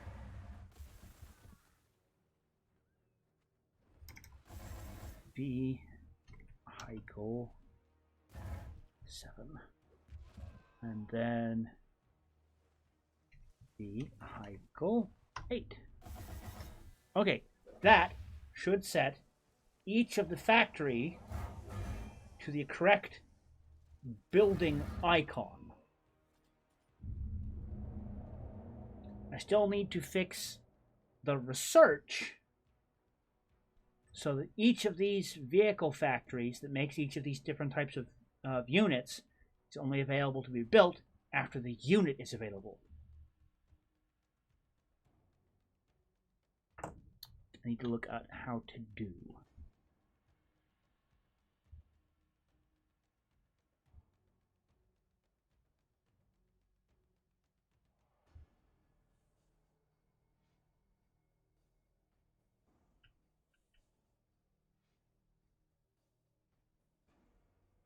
It'll be in research, won't it?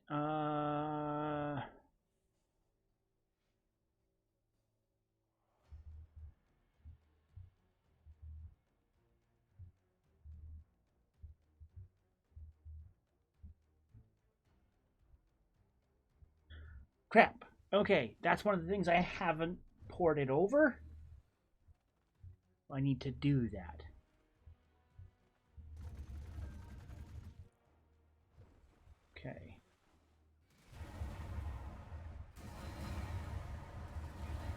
So I'm going to go back to here. We're going to go browse local files.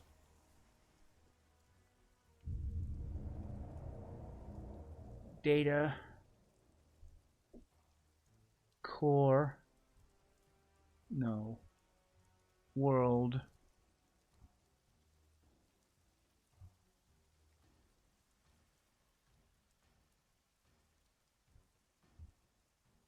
No, that's upgrades.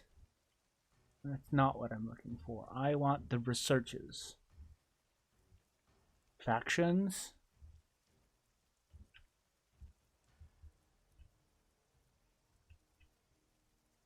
No. Brain. I'm having a time trying to figure out how I'm gonna get the stupid faction research.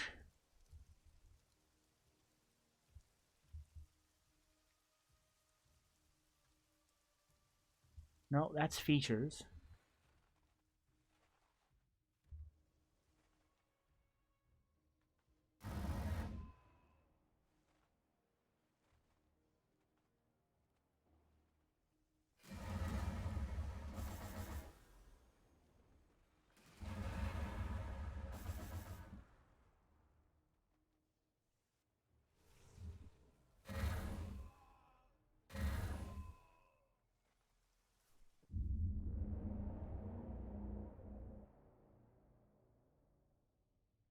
No, that's not it.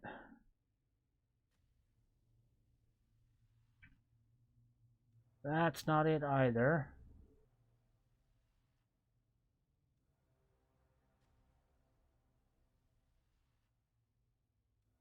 Bollocks.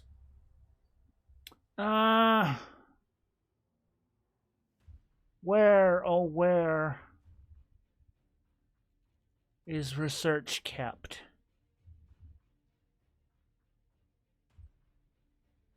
Give me that tech tree. No, that's language.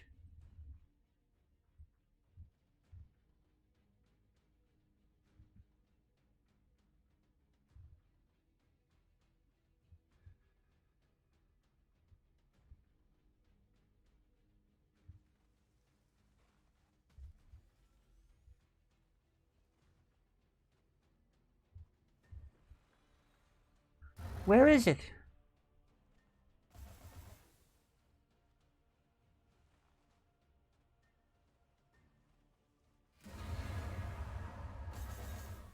Arr.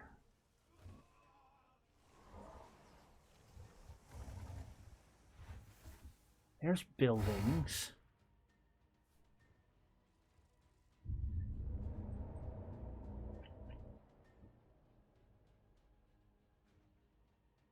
I mean, that's faction quest line.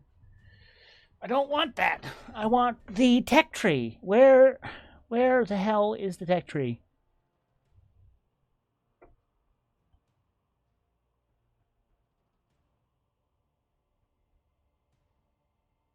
That's weapons.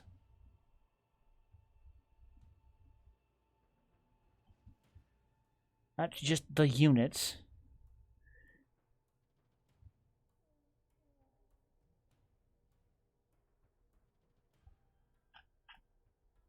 Features. Not what I'm looking for. Urgh! Dang it.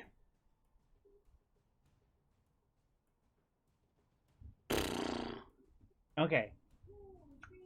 I'm gonna take a short little break here.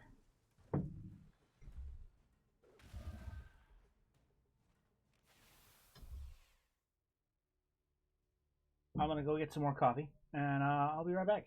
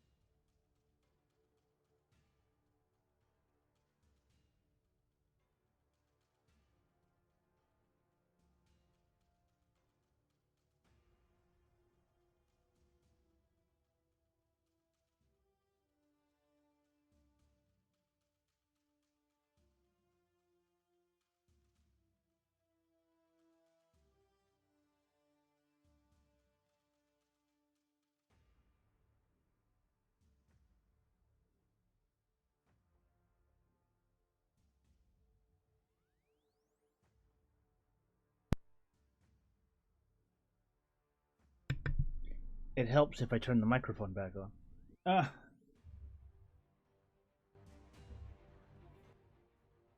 just a little bit.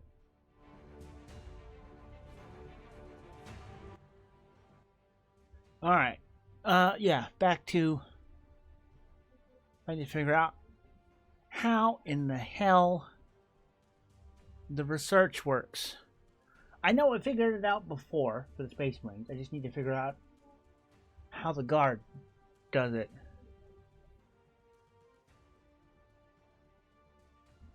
World.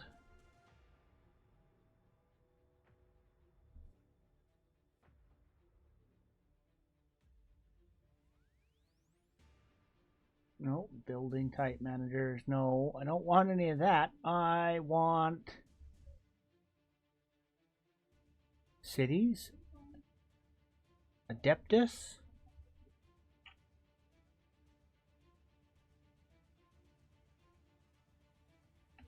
Edicts GUI. Yeah, okay. Not what I'm looking for, but still useful for later, for other things perhaps. But what?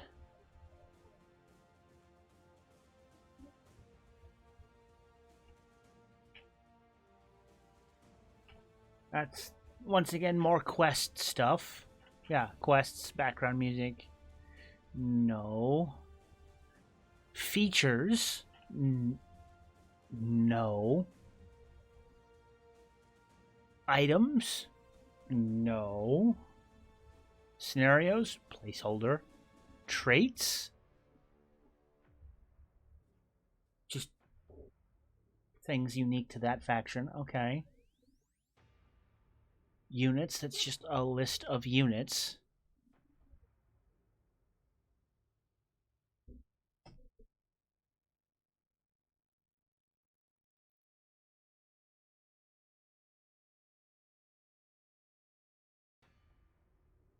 Upgrades. I mean, is this really the thing?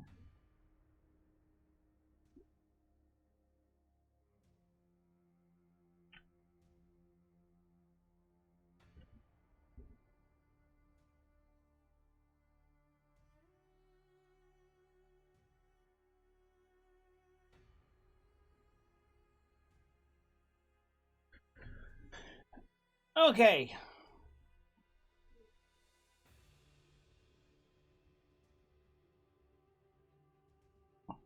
Not what I'm looking for, but it's a thing.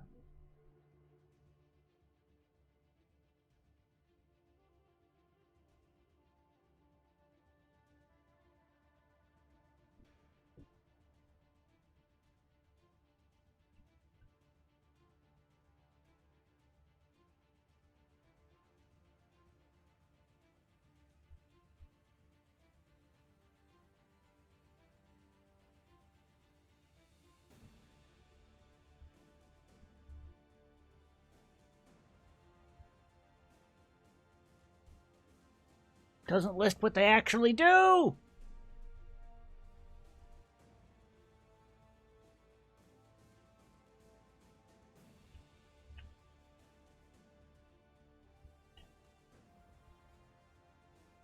Okay, I'm gonna have to go through and figure it out. How that stuff actually fucking works.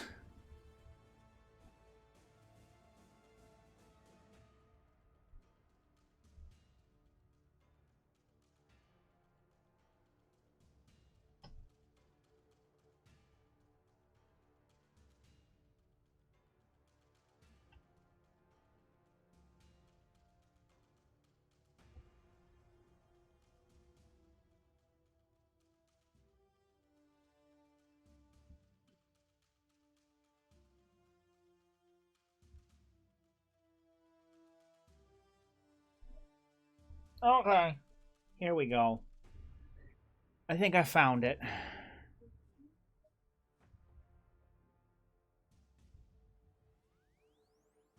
Yeah.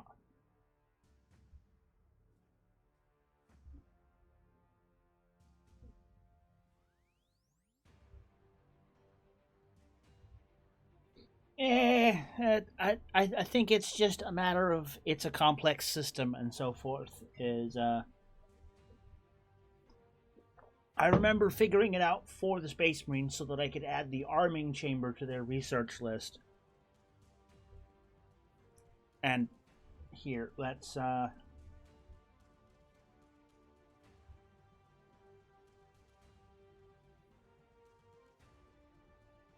it requires that.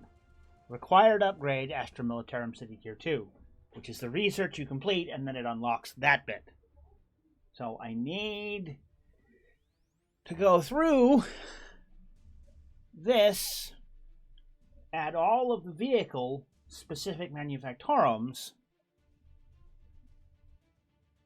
and add the appropriate researches for the vehicles to the required upgrade that it needs. So, 1, 2, 3, 4, 5. Nope, tab. There we go.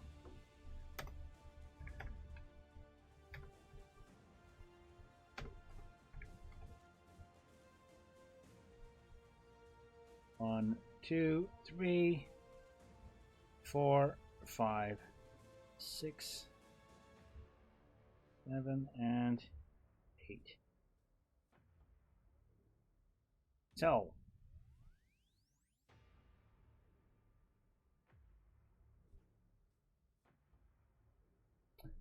I now need to go through the upgrade tree and find the upgrade name for each of those vehicles. And shove that in here in the required upgrade. So that when you go to build the thing, it points at this and says, hey, it can now build these buildings. Rather than currently, like it's doing with the food and the ore, the extra food and ore buildings I made, that it can now build these too. Okay, so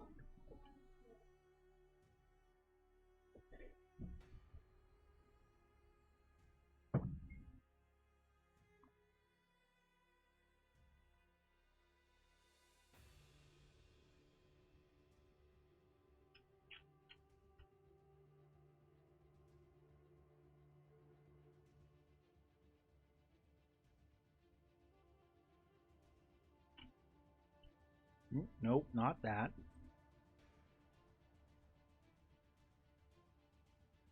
Not that. Not that.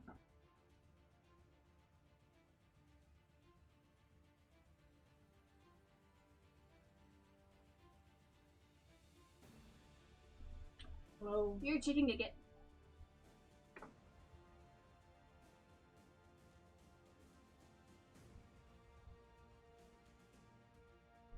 Okay, I'm a chicken nugget apparently.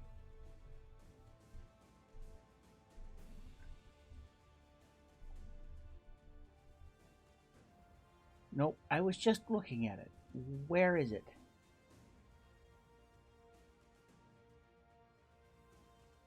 This. Okay, it's this.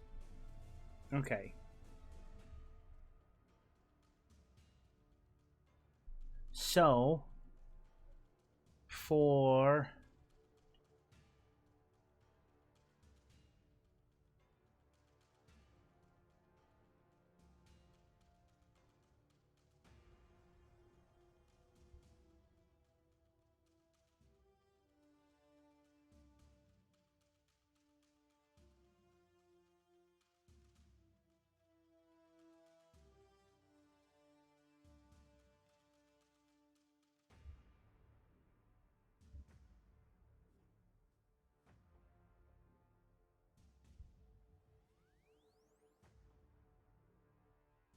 okay, that makes sense. That one I just leave.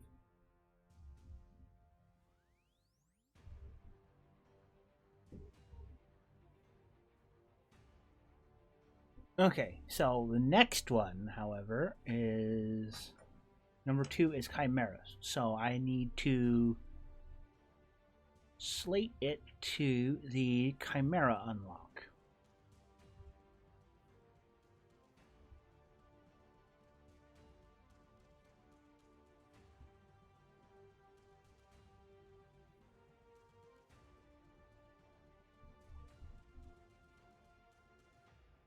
Whoop, buttons. Come on, give. Nope, not that one. I want that one.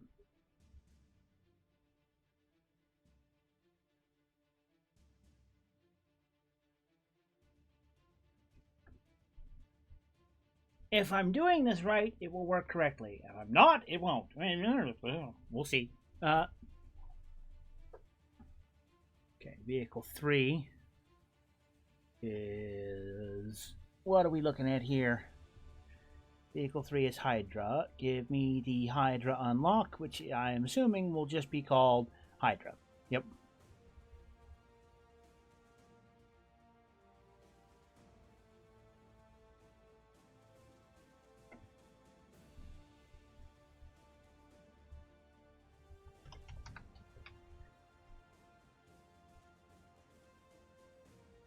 And then...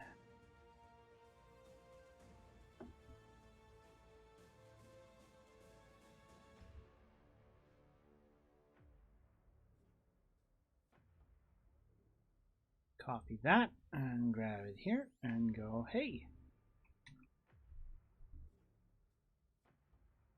And then Devil Dogs. Nope, I don't want to open its XML. I want to get the name. Copy. Oop, not that one. That one. Devil Dog. And Lehman Russ.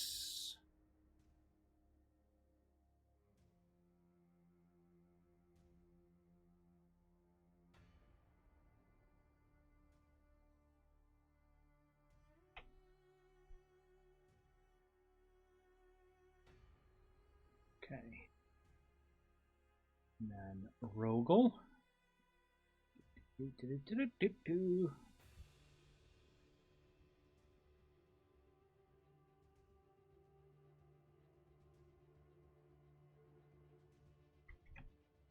I can almost guarantee this isn't going to boot up first try.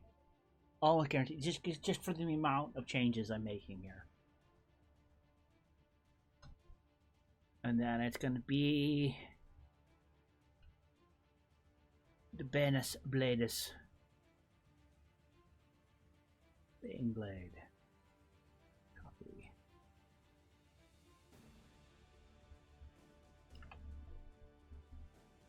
Save.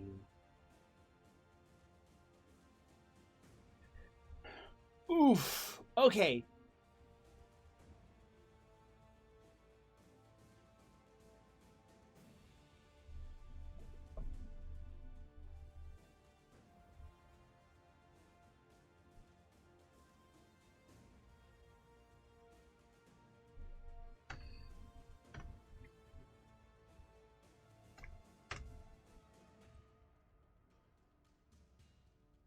Rather than leaving it to autofill at runtime, I will specifically call for it.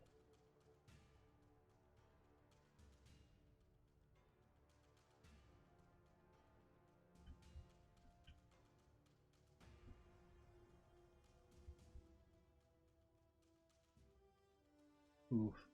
I am almost 100% certain this is not going to work.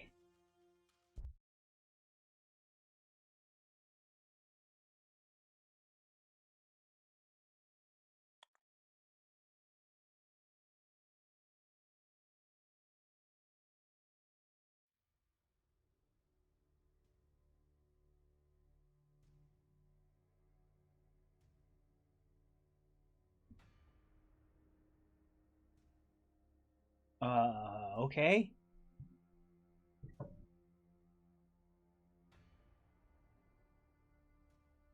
It shouldn't have rebooted that fast.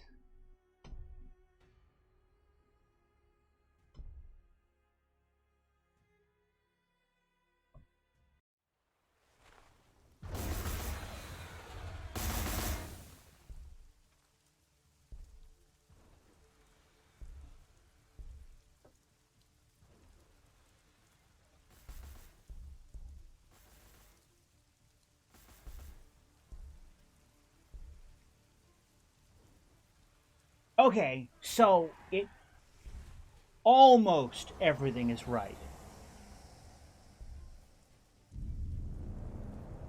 Almost everything is right. Oh, it's so close. What did I fuck up with the images? What is it looking for? Lehman Russ Battle Tank Manufactorum. Yeah, it's got the names right. You just can't find the icons. Why can't it find the icons?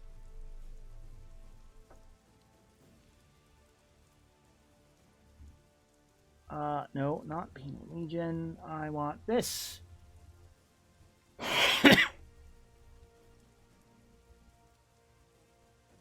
No? Okay, I do want that one.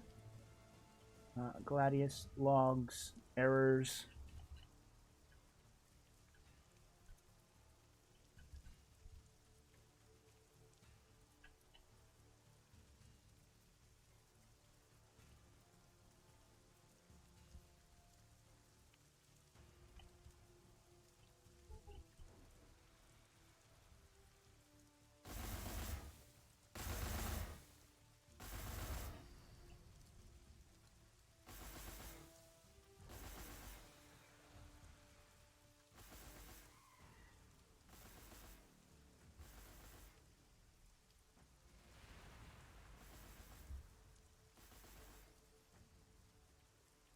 Warning, icons, buildings, actor vehicles, 1 does not exist using fallback icon missing. Okay, so they're not there?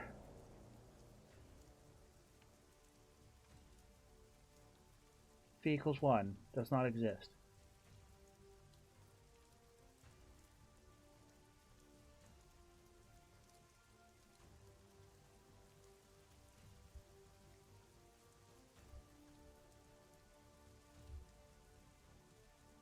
Video, textures, icons, buildings.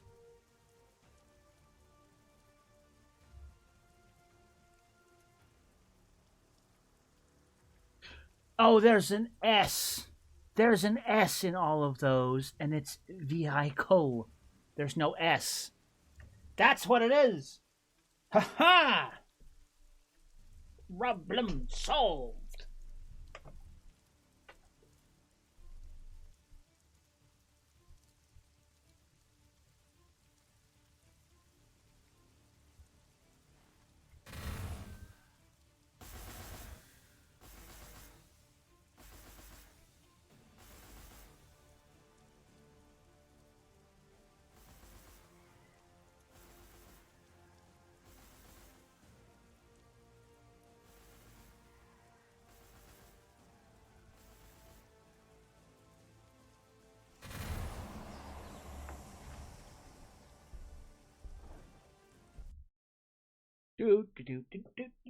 Give it a hot second and let's do this again. With any luck.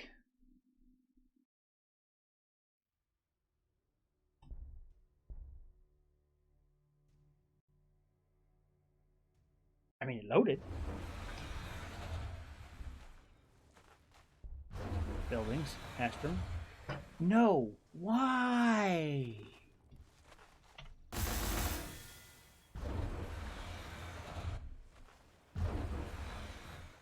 Why? Capitalized. Looking for capitalized.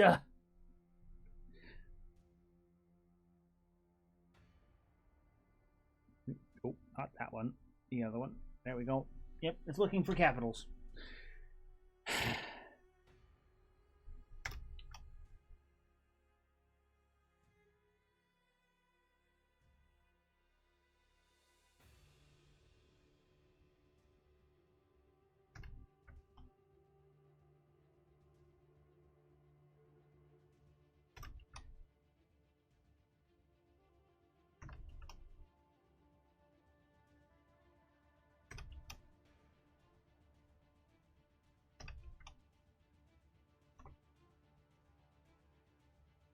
No, I don't want to do that. No. Not what I want to do right now. I want to rename. Capital.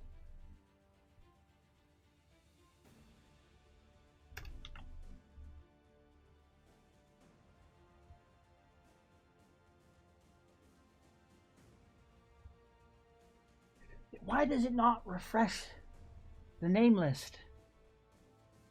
I've renamed it, but it only shows it as capitalized after I open the thing to rename it. Why are you doing that? You're showing that one as vehicles. This one's vehicles. This one's vehicles. Come on!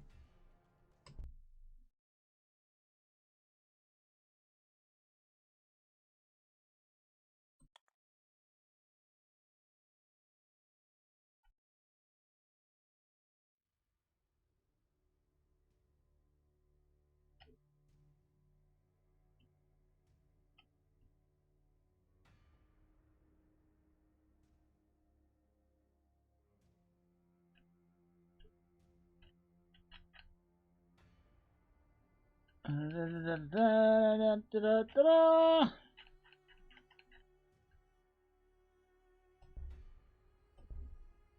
don't think I'm seeing any problems.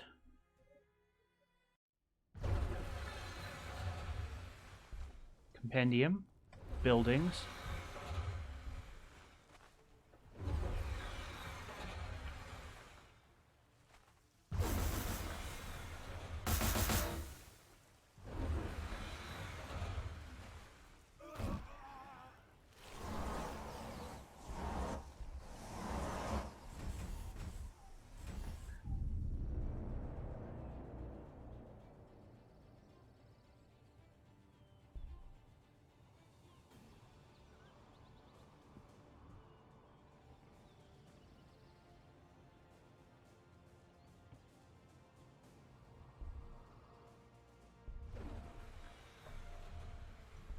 All right.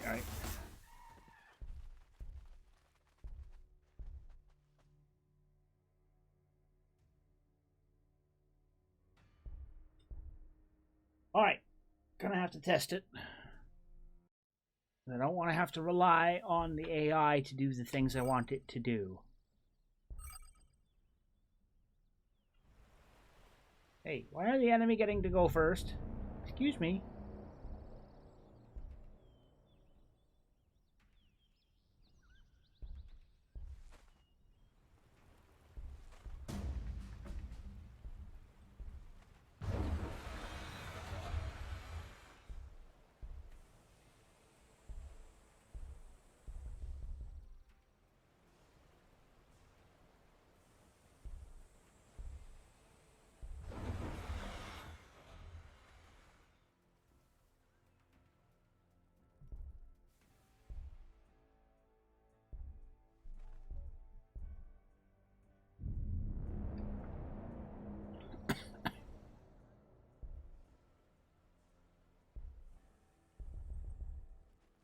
Come on.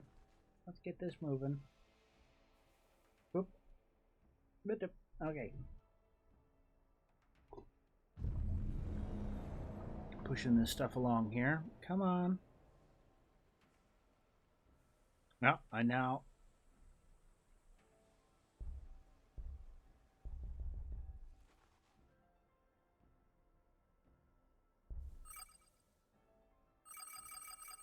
Come on.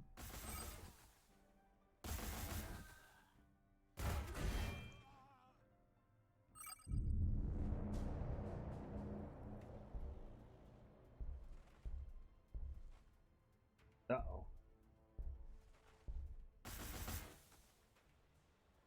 So yeah, okay, I've got the extraction pit, I've got the vat farms, and I don't have the pile of manufactorums.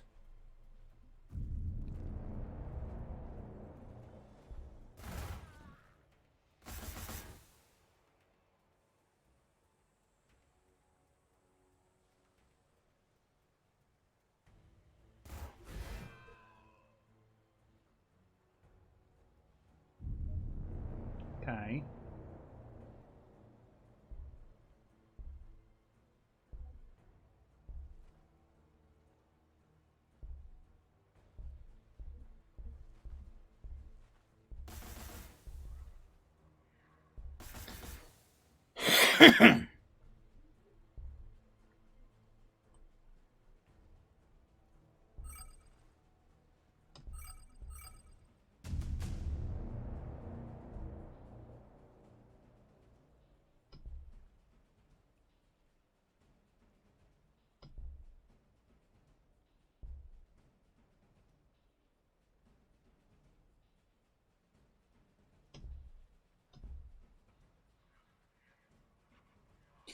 That's the manufactorum.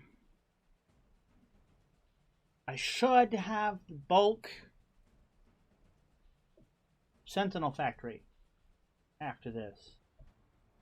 Why? Why does it not? Why does it not?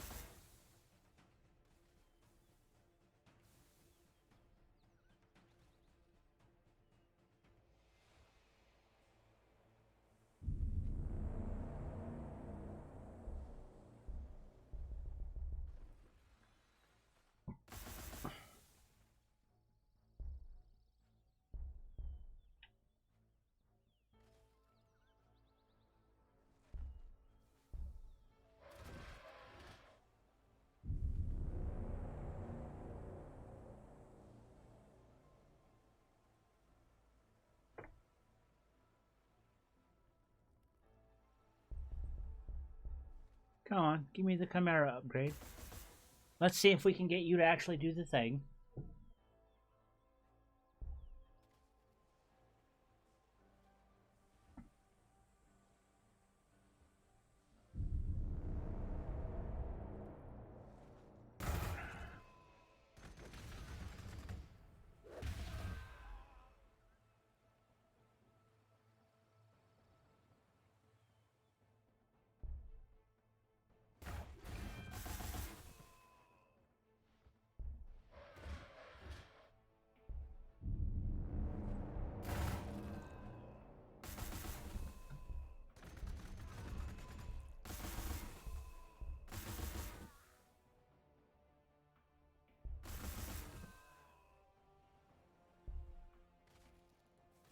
Okay, in theory, I should at least unlock the ability to mass produce chimeras as soon as I finish the research.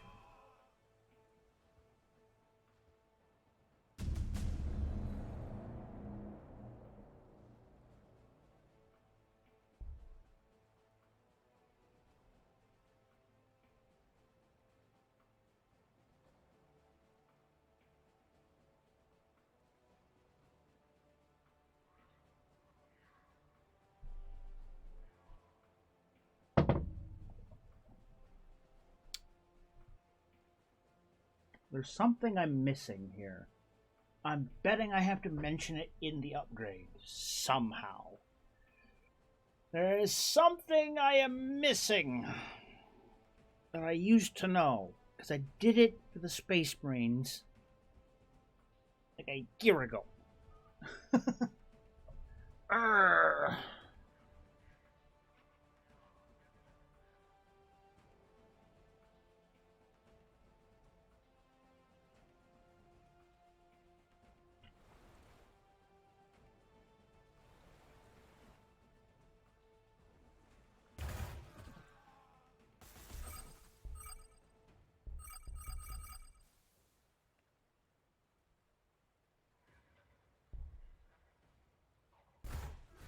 Now, something I have done something wrong. I do not know what.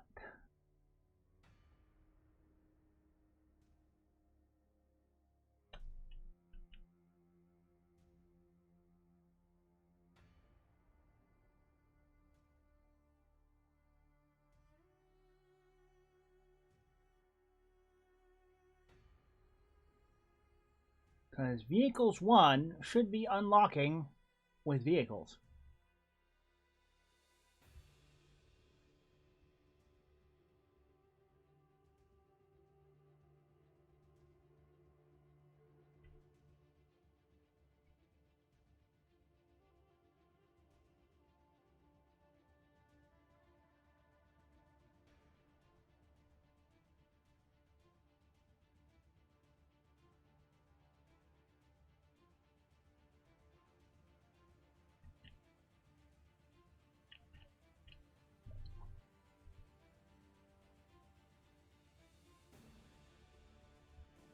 Okay.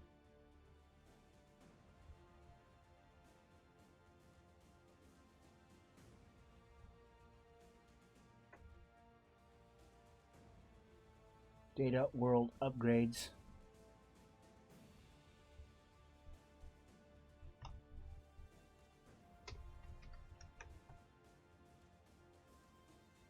Data world upgrades. Paste.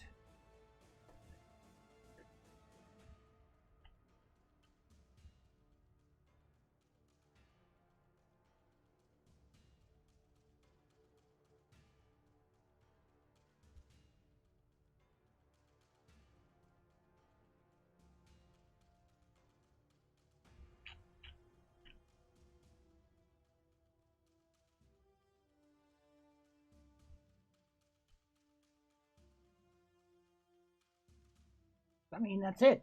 There shouldn't be anything more to it than that.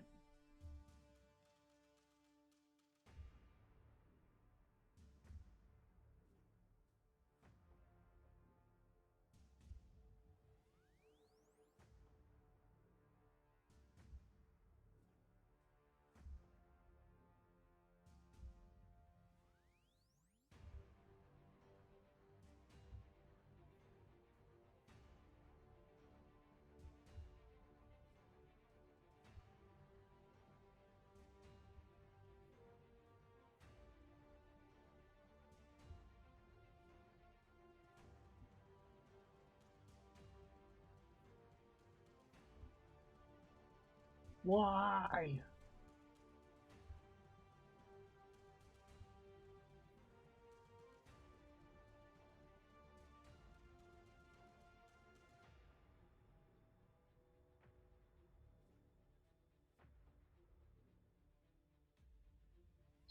Hmm.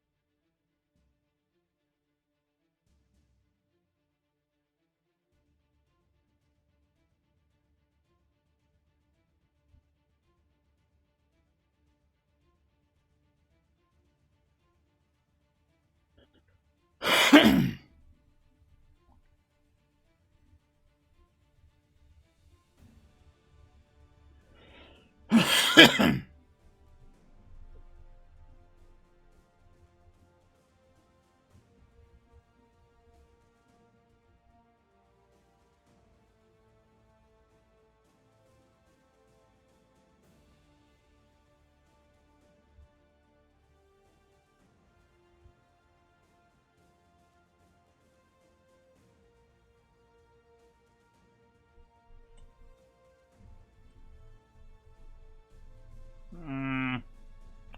I do not know what is causing it to not work.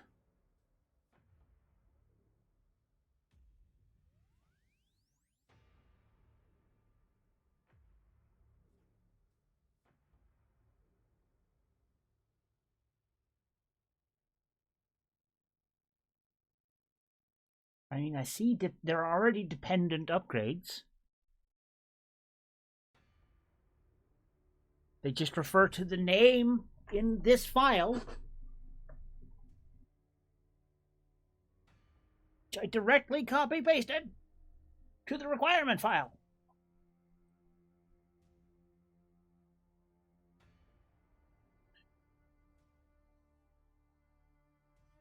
Required upgrades. Named.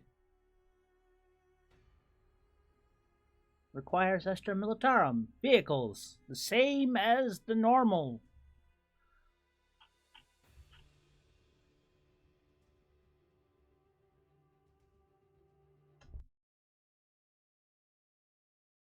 Let's try rebooting again. Why you no work?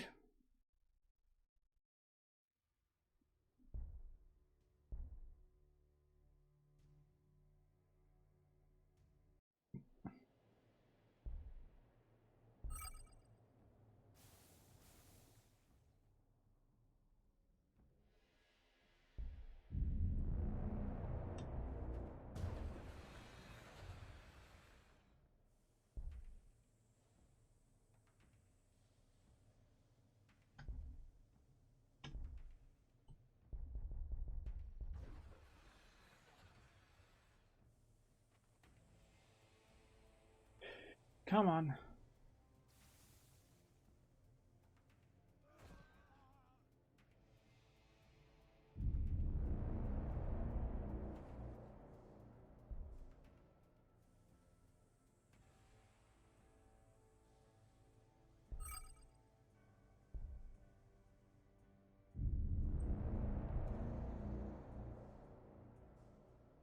Come on.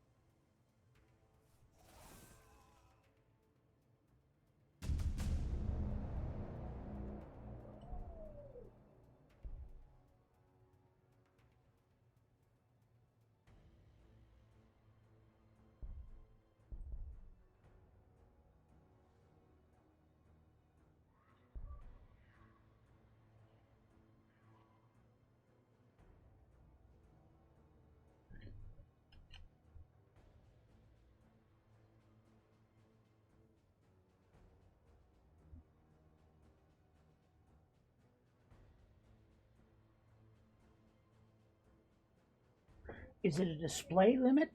Am I out of tiles? Is there not enough?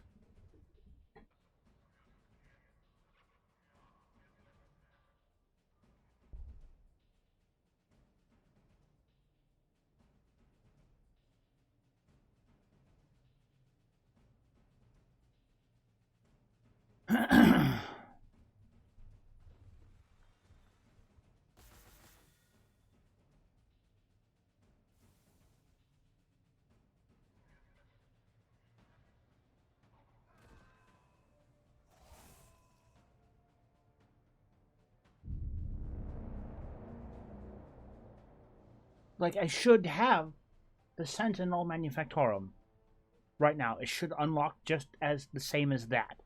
It should unlock the same as the Vehicle Manufactorum. Period. So I don't see why it's not.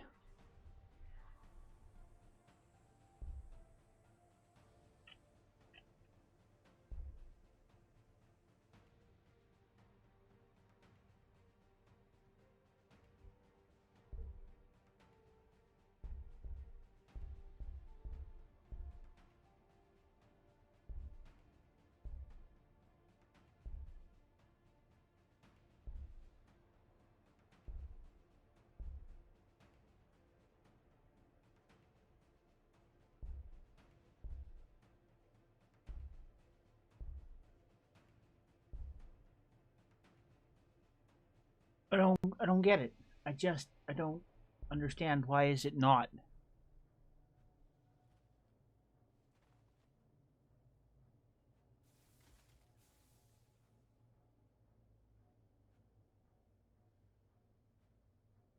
Why?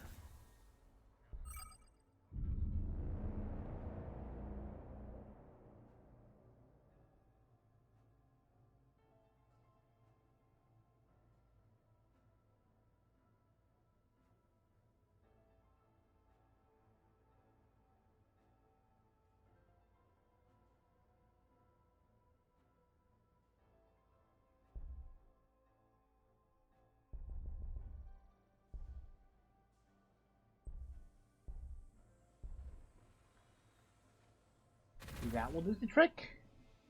Maybe?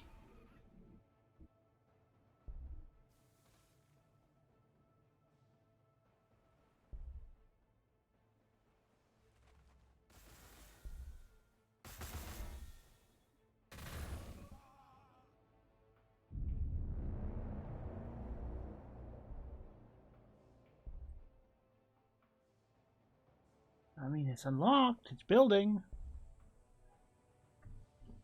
Am I going to have to create a second construction thing in the city that you then have to build to build the mass production buildings? That's dumb. That defeats the whole purpose of saving time and resources.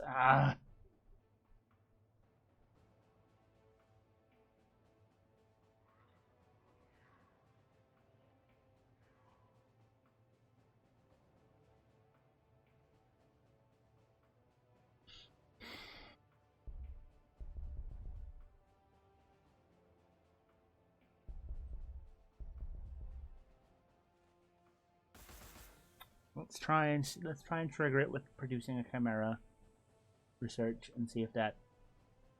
As I might just be out of tiles on the construction building, and it just can't build anymore because it doesn't have the room for them.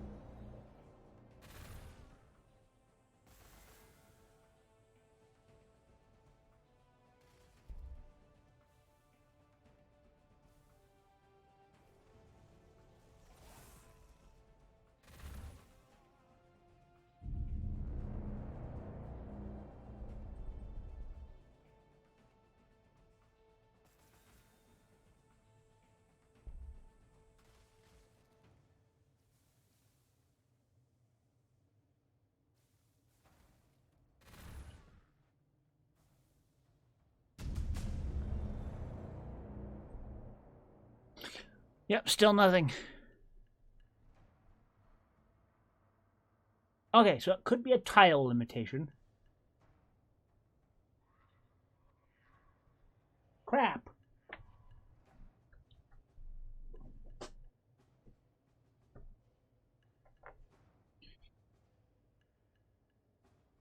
Okay, how do I fix that?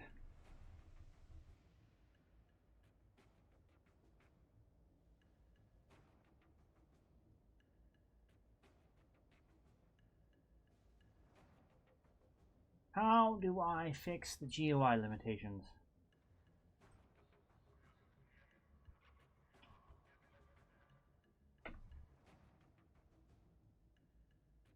You know what? I'm going to worry about it later. I don't know what's broken.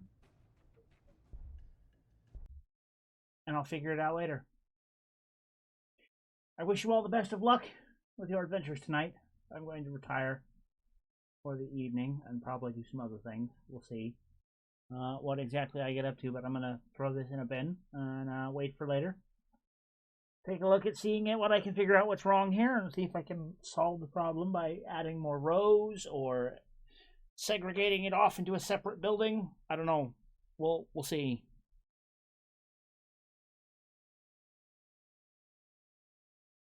Because I might just have to separate it out into a separate construction building. So we'll see.